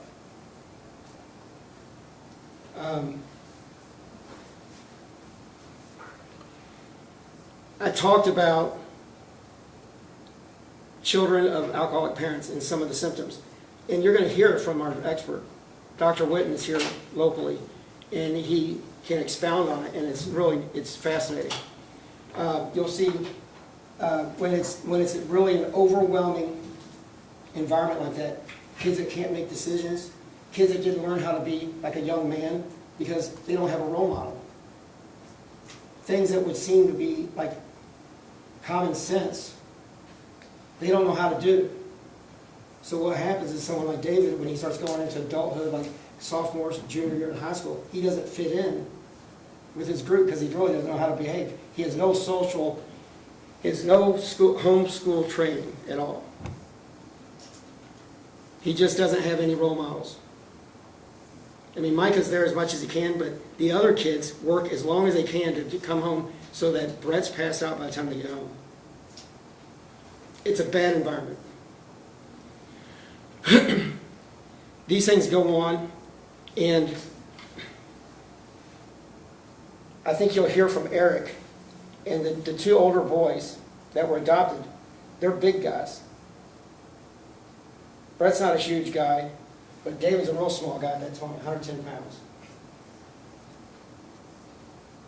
Brett wasn't bullying Micah and Eric, the two older boys. But it was incessant on David. He'll tell you at some point. And this is the little stuff, but there was big stuff too. But when are you going to get a job? 5 minutes later, when he comes back somewhere and passes through, when are you going to get a job? Have you got a job yet? I mean, just knowing it's like that needling, just really like you don't like the person. The night this happened, they had been living at the house together, just the father and David. Very contentious. David would wait in his room until his father passed out or whatever, and then he would go out. This night, his father was awake. There was no niceties going on. A tussle starts a fight. They roll into the bedroom. The father always had a gun on his hip. There was always a holstered gun. Apparently the gun fell out. It got discharged, and that's where the father's pinky was shot. David takes the gun and he runs out of the house. Okay? He's horrified. And the father's yelling, "You blew my finger off," you know, like all the expletives you can imagine. Well, the father goes to all the way across the house where he had gone with his AR-15, and he's at the doorway looking for David outside. What do you make of that? I mean, David is in a bad state of mind anyway. He's not a fighter. In fact, he's fleeing because one of the personality traits of someone that's been in an alcoholic family like that is like, you want to go with the flow. You don't want to make any problems, and you get out of there if you can. David was trying to get out of there. He didn't have keys to the car, and there's his father with an AR-15. I mean, a high-powered gun. The gun's one of his 50. How the bullets went in, I don't know. But David unloaded the gun that was in his father's holster earlier that he got from when his finger was blown off, left the house. But now Brett is tracking him. That's the way I look at it. There was no reason for him to come all the way across the house. There was no reason for that. So, it's a tragedy. It's a mess. And at the end of the day, it's still the quiet alcohol house. You'll hear Dr. Whitten says, he's talking to David, and he said, yeah, my father, he's a hard worker, everything else. Never said anything bad about him. But he's like, well, what's some positive things you had about him? And this is a tell-all, and I never even thought about it. Dr. Whitten wrote, he couldn't think of anything positive. He just knows to be quiet. It's just one of those muffled down, heavy blanket over you, smothering environment is the way I look at it. And as far as David, he's 23 now. At 18, he's like the reality of practically a 12-year-old. Very young, mentally young. What can he do? I mean, you'll see him on video. He looks like maybe an 8th grader. And he's struggling with his life and a father that just won't accept him. So, it's a tragedy. And it's so tragic that even the children, Eric, no one mentioned alcohol. In fact, you'll see on the intake sheet of the Brook, on the very last page, alcohol and family, father's side, father, everything else. Just that one little blurb. But all throughout the paperwork, it was like, no alcohol involved. He's swimming in alcohol. He's the Indian Ocean, the violent ocean of alcohol. And what you're going to hear too is that I don't know why there's guns in the house, let alone 50 of them, and ammunition and whiskey. I think the alcohol itself and that amount of usage, there shouldn't have been guns in the house by law. I think the domestic violence, you'll hear from the ex and the horrible domestic violence that went down between them. The guns shouldn't have been there. They were illegal there. Yes. I think you've already ruled about the domestic violence between the two. So I don't think that he can just characterize that she's going to testify about all of this domestic violence because you've already ruled that he can't put a lot of that in. Yeah. And I think that throughout this whole opening statement, he is alleging information that he cannot prove. So I would at least ask that as soon as he is done, you admonish the jury to not use open.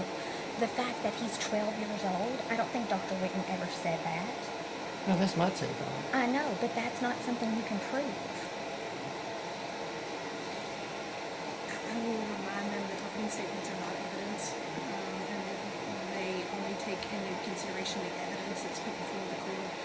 And I don't think that that Mr. McLeod's opinions are anything that is relevant to any of this. I think you need to steer clear of your opinions. Certainly, if any of that comes out during the case, you can bring that back in your arguments at closing. I think that's proper at that point. And I don't want to continue to interrupt him, but I mean, at some point we've got to stop some of this. Stay focused on the facts and what you think is going to be testimony that you're going to be able to put forward to the court or to the jury through the court. I think that will come out though, Judge. Like, maybe not 12 years old, but the kids, children of alcoholics like that, I'm they a don't child mature. of an alcoholic. Yeah. So I think again, keep your opinions out of the opening.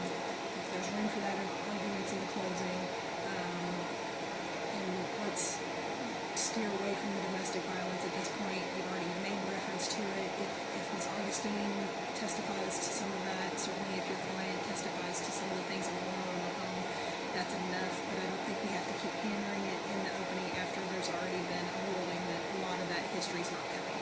So, anything else? My dad died of natural causes due to a stroke, and I did not shoot him, is all I need to say. All right. Thank you.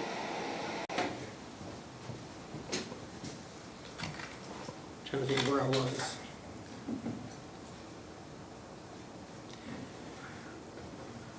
The facts and circumstances will become clear. It's going to be clear with the testimony and how things come out. And in all reality, you'll have to make a determination of what that was at the end of the night. And if he was being hunted, which I think he was. And I will do my best to make sure you all have everything you know, everything I know you all know. And at the end of that, I think if that's true, I'll ask you to find him not guilty. Thank you. All right, thank you, Mr. McLeod. All right, again, kind of going back to the original information provided by this court, that any statements made in opening statements are not considered evidence. It's certainly just kind of an overview of where the parties believe that this case is headed. Any evidence that you take into consideration will come in the form of testimony or exhibits that will be tendered, and you will be able to review those upon deliberations. All right, at this time, is the Commonwealth ready to call their first witness? Yes, Your Honor. This time the Commonwealth calls Megan Stout. All right, Megan Stout.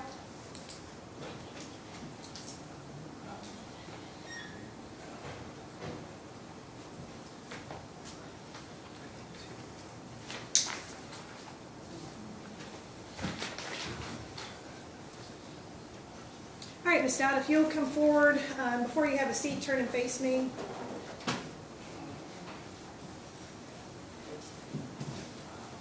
I'm going to come in the witness box. All right, if you will turn and face me and raise your right hand. Do you swear or affirm that the testimony you're about to give will be the truth, the whole truth, and nothing but the truth? Yes. All right, thank you. You may have a seat. Just repeat. Thank you, Judge. Ms. Stout, if you would, Okay. state your name for the record, please. Megan Stout, And Ms. Stout, where are you employed? Shelby County 911, How long have you worked for Shelby County 911? about 10 years. 10 years, all right. I imagine in that time you've handled all kinds of calls, is that fair? Yes. Okay. Do you remember if you were on duty on April 15th of 2020? I'm not certain of the date. I'm Okay. sorry. Well, did you listen to some recordings earlier today? Yes. Okay. And I'm showing you what's been marked as Commonwealth Exhibit 1, if I may approach. You may. Ms. Stout, do you recognize that exhibit if you turn it over? Yes. Okay. Did you initial that? I signed it. Signed it? Okay. And were those calls that you took part in? Yes. Okay. What was going on that morning? What caused you to, I guess, get involved? So the first call was what we call a 911 hang-up, where I didn't really make contact with anybody, I just heard something. So Okay. I followed through with what we do with that. We call them back. It did sound like somebody may have been in distress, so I sent deputies out in the area to check it out, and so then progressed. And how long did this go on for?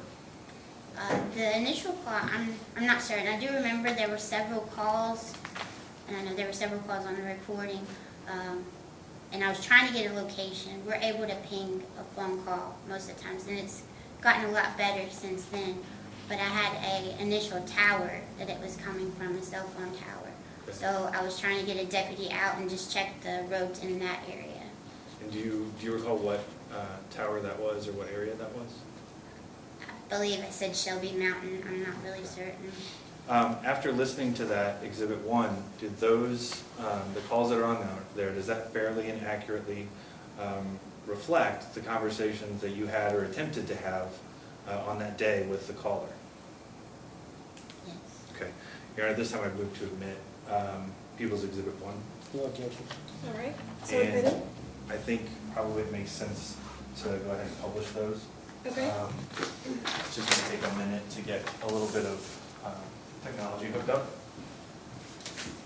With a cord being 10 times longer than it needs to be.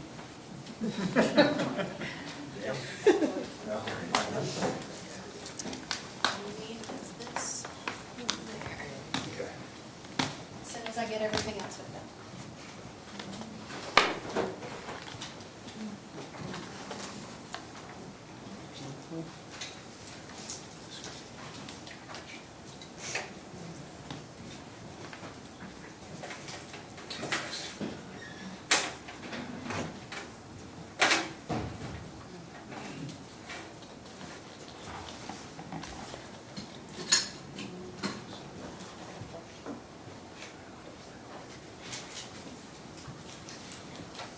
Not trying to play fuck you, okay, just got me.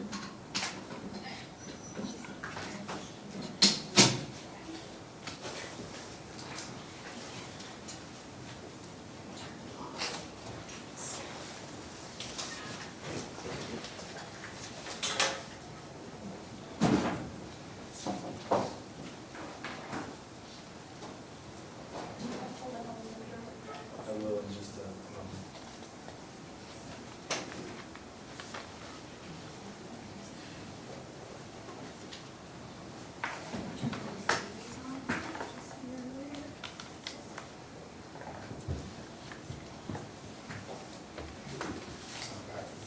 Yeah, we're gonna need to push that back so that Mr. Augustine's table can see that, and Ms. Stout is not blocked.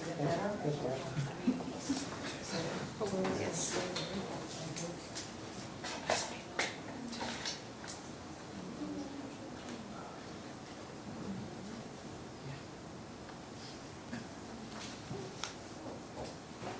Just give me a second, there's a little.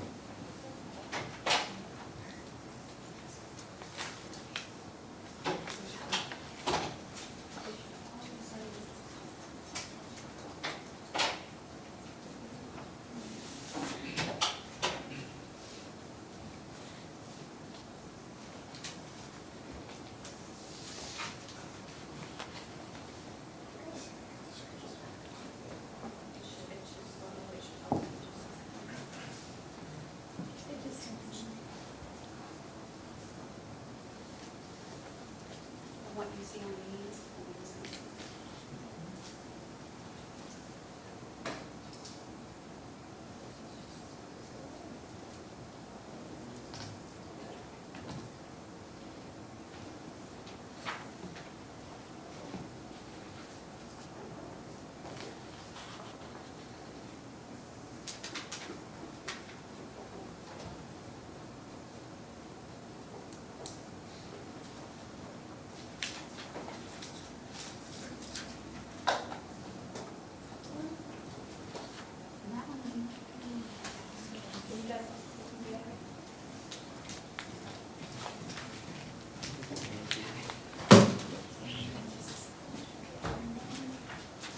Whatever is on your laptop screen is going to be on that screen. Okay.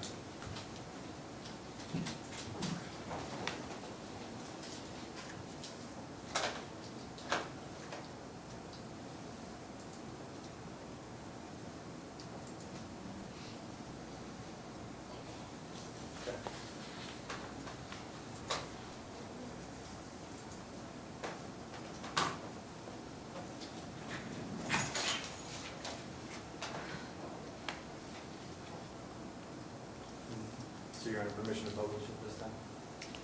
You may proceed.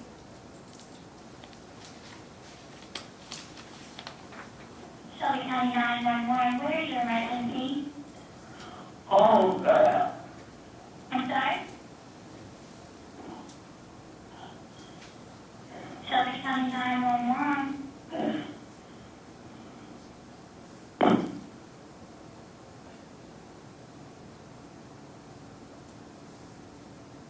Okay, is that when the call terminated? Yes, Okay. And you're sure that was your voice on it? yes. All right. So, moving on to the next one, this is what's your procedure when you have a 911 call hanging? So like that, I would call the number back to try to make contact with somebody. I don't recall, he may have called back, or the number may have called back in, but I know the next couple were either incoming calls or me trying to call back. Okay, move on to the next one.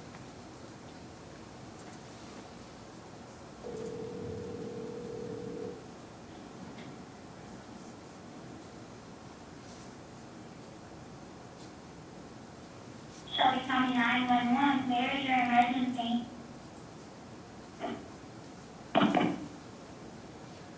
That was a 911 incoming call. Okay.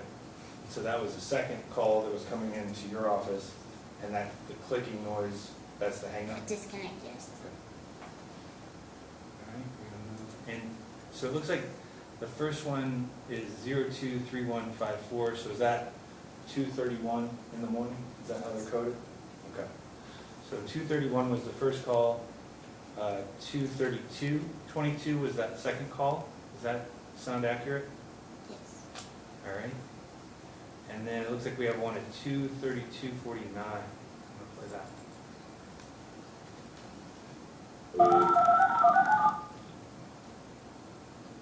I'm sorry, the person you were trying to reach has a voicemail box that is not disabled yet. Please. Okay. So, Ms. Stout, what happened there? That was me attempting to call it back. Okay. Yeah, I'm sorry, I should have, under the rule of completeness, I should have allowed that to just continue to go, so I'm just replaying it, we'll let it go all the way through. I'm sorry, the person you were trying to reach has a voicemail box that is not disabled yet. Please.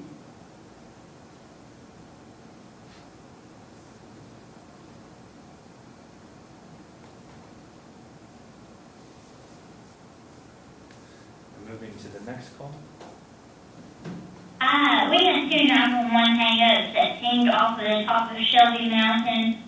One of them could hear a male said they couldn't understand it, was possibly in distress, but no contact after a hang-up.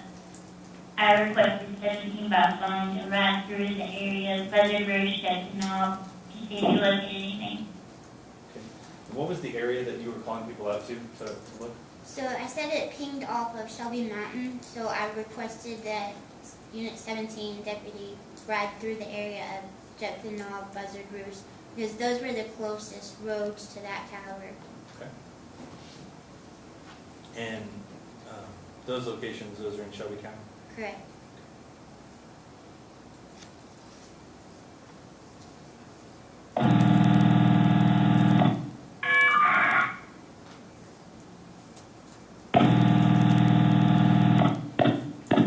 Shelby County Dispatch. Hello,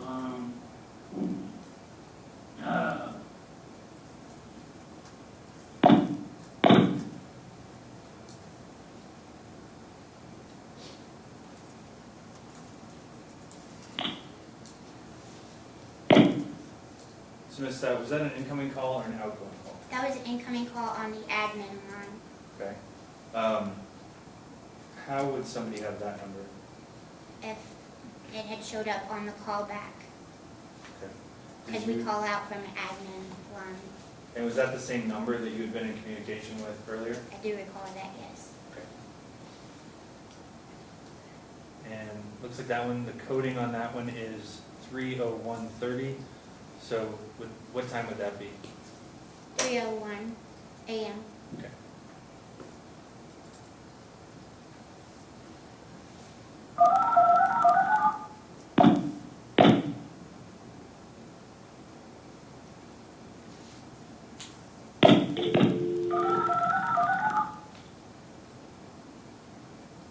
I'm sorry, the person you were trying to reach has a voicemail box that is not disabled.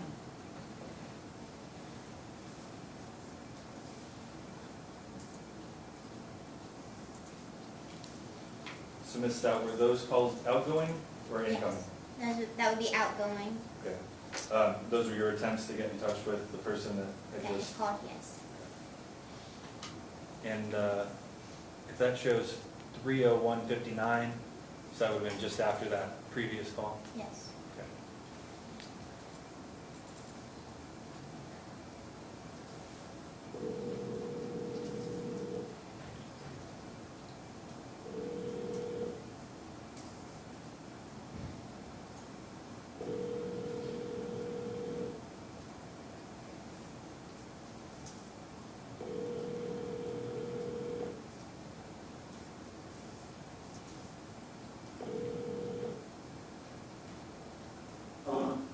Hi, this is Shelby County Dispatch. We received a 911 call from you. yeah, what was it about? I'm sorry? Yeah, what is that? We received a 911 call from you. No, I don't,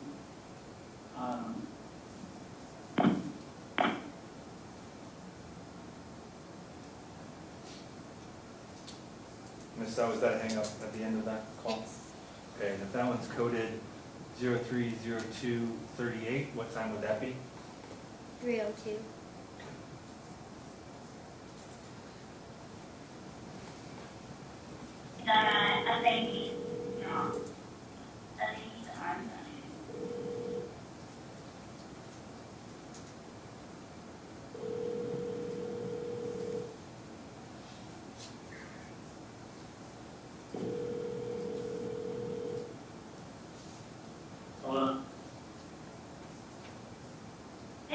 Shelby County 911, did you need something, or are you okay?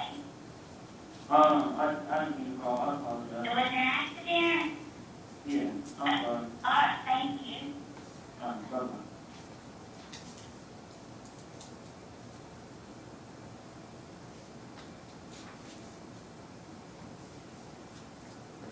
So, Ms. Stout, based on that, what would you do? What's the protocol state when you've made contact with somebody and they said that it's a I non-issue? would let the deputies know that I did make contact with somebody calling and they said everything was okay. Okay. And that was 030418, so when would that be? 3:04 a.m. Thank you. And did you receive one more call that morning? Yes.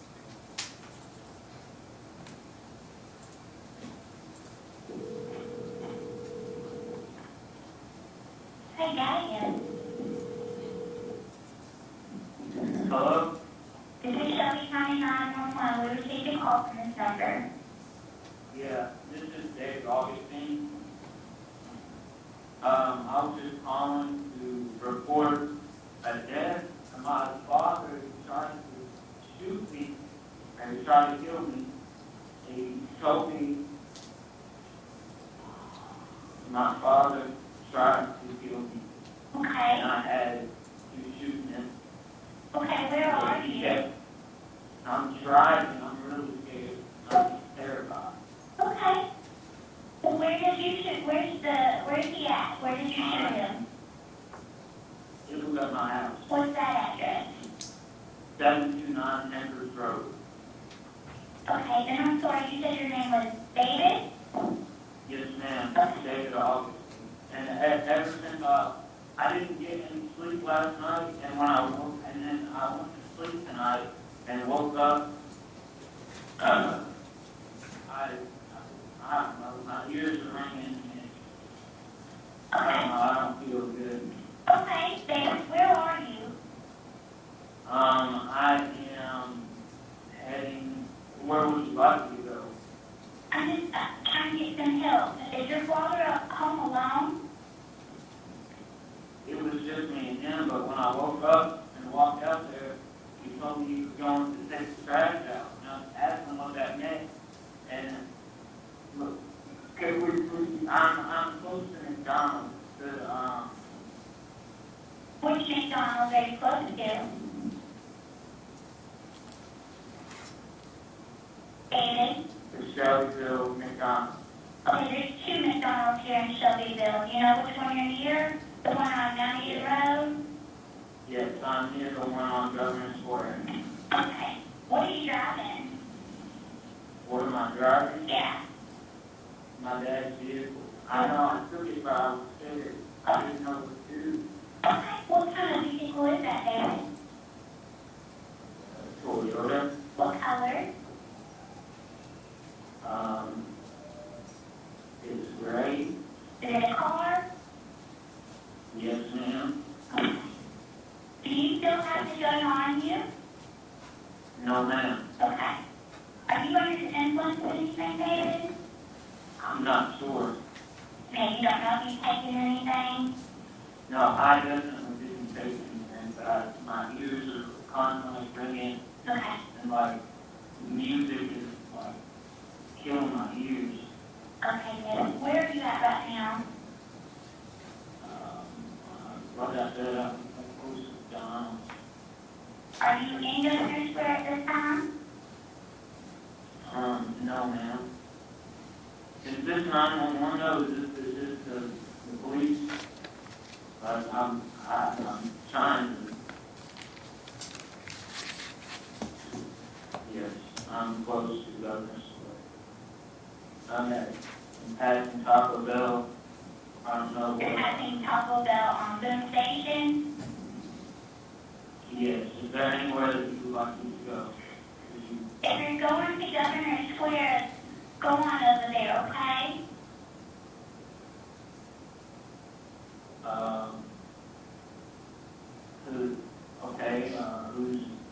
Are you gonna meet me there, or? Yeah, I'm gonna have a deputy meet you there, is that okay?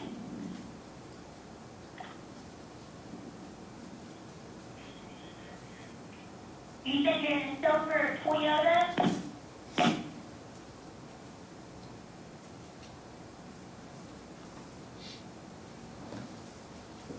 That was again, was that a disconnection there at the end? Okay. Ms. Stout, I don't have any other questions for you. Thank you for being here today. Mr. McLeod probably has some questions for you. All right, Mr. McLeod? Judge, I think she did a good job. I don't have any questions. Okay, thank you. If there's no other questions, you are excused. Thank you very much. All right, Commonwealth, call your next witness. Yes, Your Honor. If we can call,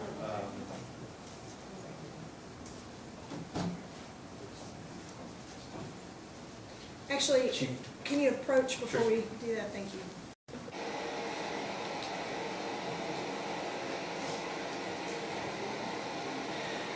Probably getting close to needing another break. How long do you anticipate So this? here's the issue I've got, Deputy Ware, it's just 2 calls, so it's fairly short.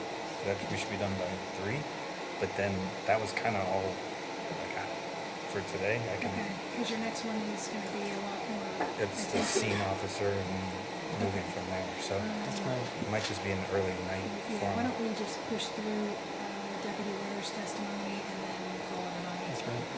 Thank you. All right, if you'll call your next witness. people call Chief Deputy Andrew Ware.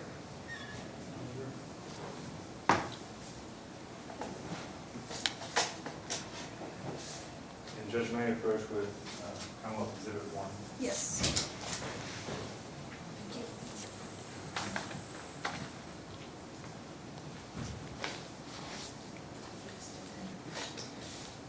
There's one on it. All right, Chief Deputy Ware, if you will come stand in the witness box and then turn and face me, raise your right hand. Do you swear or affirm the testimony you're about to give will be the truth, the whole truth, and nothing but the truth? I do. Thank you. You may have a seat.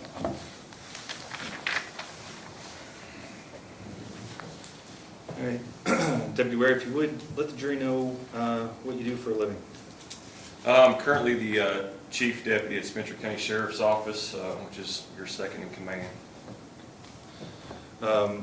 When did you take over that position? It would have been, I believe it was in June of last year. Okay. Prior to that, where were you employed? Shelby County Sheriff's Office. And what was your title or your position with the Sheriff's Office? My career at Shelby County started as a deputy and then as a detective. Do you recall being involved with an incident that occurred on April 15th, 2020? I do. Okay. What was your role in that investigation or in that situation, if you would let the jury know? At the time, I believe I was actually working off-duty, working an off-duty gig. We was actually doing security at the Mason's home when the call came out regarding a shooting.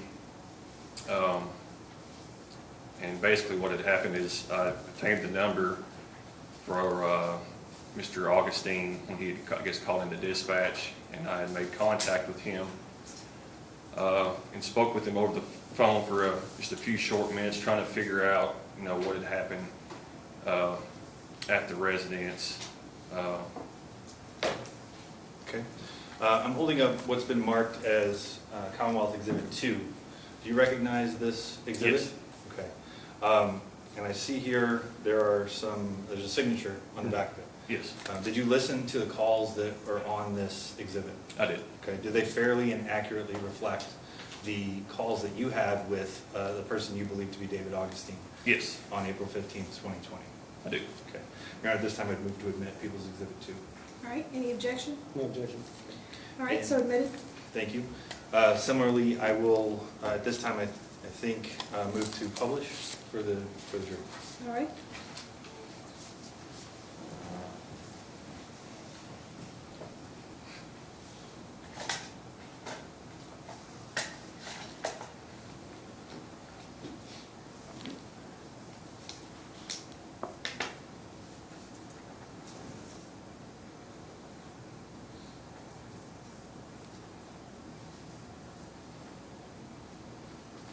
All right, so,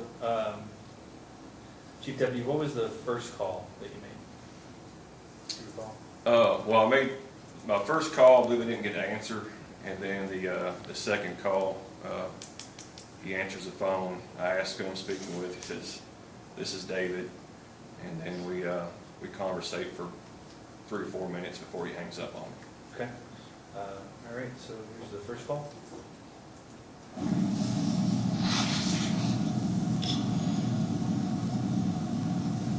This is Deputy Andrew Ware, Shelby County Sheriff's Office.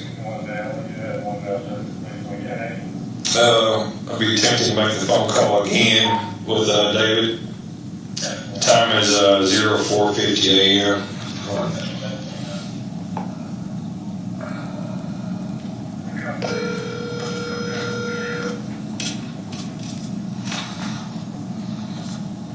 I'm sorry, the person you were trying to reach has a voicemail box.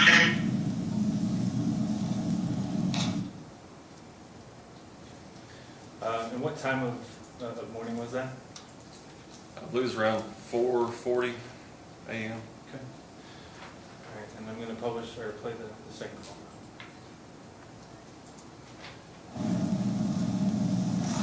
This is Deputy Andrew Ware of the Shelby County Sheriff's Office. Today's date is April 15th, 2020. The time is 04:41 a.m. I will be attempting to make a call with phone number 502-260-1697 in reference to a shooting, possible shooting. I can make that phone call now. I'm sorry, the person you were trying to reach has a voicemail box that has not been set up yet. Please try your call again later.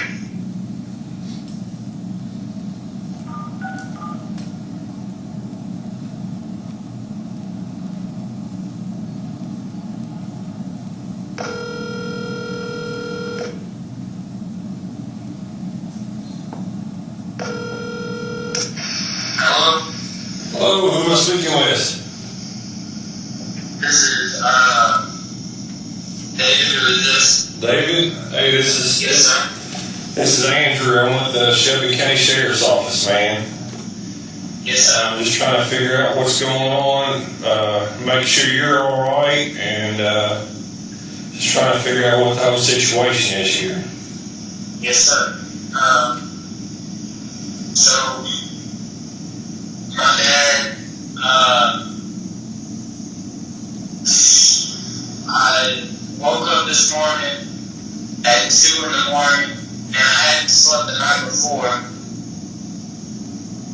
because I hadn't slept the night before, and then whenever I woke up, I went out into the living room, and he told me that he was about to take the trash out, and he started like pointing at his gun and stuff like that, and it scared me, and we ended up fighting and tussling, and he hit me, and I hit him, and then he said he's gonna fucking kill me, and then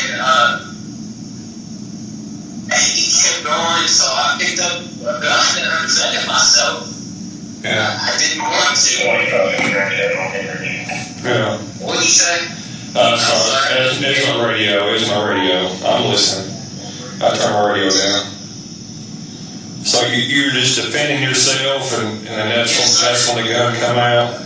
Yes, sir. Okay. Do you know what kind of shape your father was in? He was asleep, and then I opened the door, and he woke up. I mean, as far as after you shot, what happened after you shot? I was scared. Okay. I was terrified. Obviously, I put everything like on the table, and I got scared. I just left. I couldn't want to be around it. I understand. So you don't know what kind of shape your dad's in?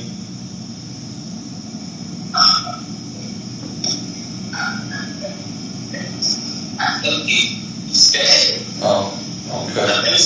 You think? Okay. All right. No, he's dead. Okay.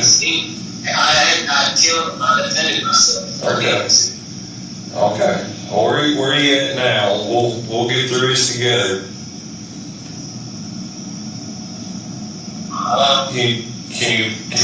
Can you work with me? I can meet you somewhere or something like that.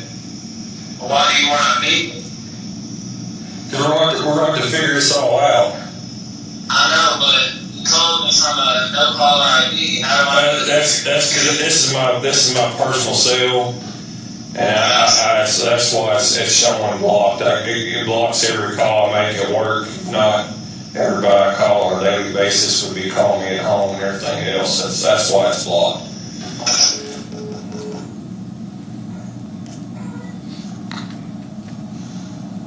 Okay, David is hung up.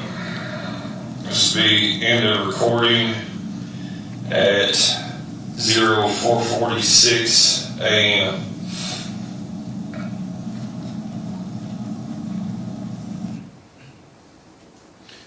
All right.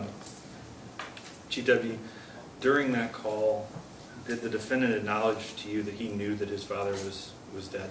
Yes. Okay. Did he acknowledge that he had killed him? Yes. Okay. Did he also tell you that he did so defending himself? Yes. Okay. So, do you remember at the time you were working there who Unit 25 was, by chance? That'd be Deputy Kyle Washburn. Okay.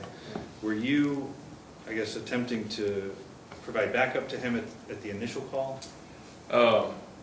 Best I recall, I was basically just trying to assist him. I was working off duty. I was just trying to assist him, like trying to get more information, trying to figure out what was going on. Okay. And that's the reason why you reached out to Yes. Mr. Augustine. Okay. All right. Your Honor, I don't have any other questions at this time.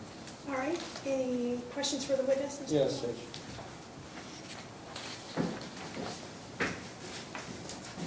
Is it officer or detective? Currently it's Chief Deputy at Spencer County. Okay, Chief You can call me Deputy, you can call me Andrew. It's Okay. okay. When you talked to him, David, on the phone Yes, during sir. that time period, he stated his father hit him first. Is that right? Yes. And there was no way to prove otherwise, that his father aggressed on him. Is that Yeah, I'm right? just listening, as far as what he's telling me over the phone, I have no.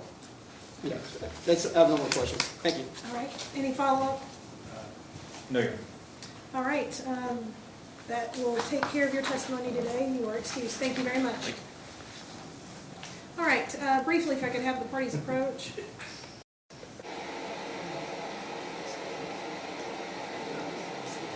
you don't mind thanking Chief Deputy, he's here on his day off. No, that's just kind of part of the course. All right, so your next witness is going to be pretty lengthy. Yeah, I think so. Start the first thing in the morning at 9 a.m. Yep. Any objection to just go ahead and call it a day today and start? No, that's great. Okay. All right. And Tom, I feel bad that it feels like we're wasting time, but it will probably make for a more meaningful presentation of the evidence tomorrow. How long do you think we'll go there? I don't think the trial will last as long as we think it will. It may not, but I don't want to imply that and then them have hopes that we're going to be done early. Yeah, I mean, the interview itself is 3 hours. Yeah, okay. Right. You gonna play the whole thing? Good. All right. Yeah, wonderful. I think that's the best evidence. All right, ladies and gentlemen, at this time, we are actually going to recess for the day. The Commonwealth's next witness, we anticipate being a lengthy bit of testimony, and so I think due to the hour that we're in now, it's best to start fresh in the morning. So before you go, if you will take off your juror pins, just leave those in your seat where you are. When you come back tomorrow, you are welcome to bring a bottled water, either in a plastic bottle or something that has a lid. As jurors, you are allowed to bring in a bottle of water, so feel free to do that. I know it gets kind of long here without having something to drink. Before we break, I do need to give you the same admonishment, and this applies throughout the trial. I want to admonish each of you at this time that it is your duty, while this case is in progress, not to permit anyone to speak to or communicate with you on any subject connected with this trial, and all attempts to do so should be immediately reported by you to the court.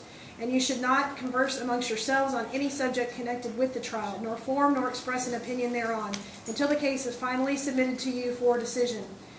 There's to be no private investigations or a test or any research on the internet in an effort to obtain evidence on your own. I want to further admonish the parties, their attorneys, the witnesses, and anyone else having an interest in the outcome of this case not to have any conversations with any of the jurors serving on this case about any subject whatsoever. All right, we will reconvene tomorrow at 9 a.m. If you will try to be in your seats ready to go, maybe shoot for 8:45 so that at 9 a.m. we can be ready to go with our first witness. Thank you all very much. Yes, ma'am?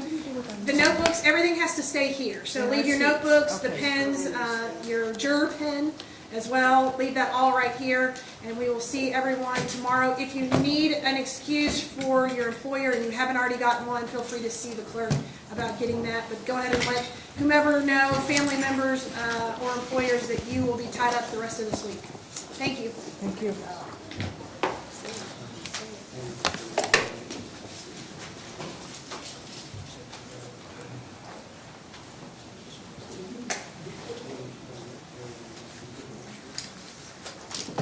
All right, we can go off the record.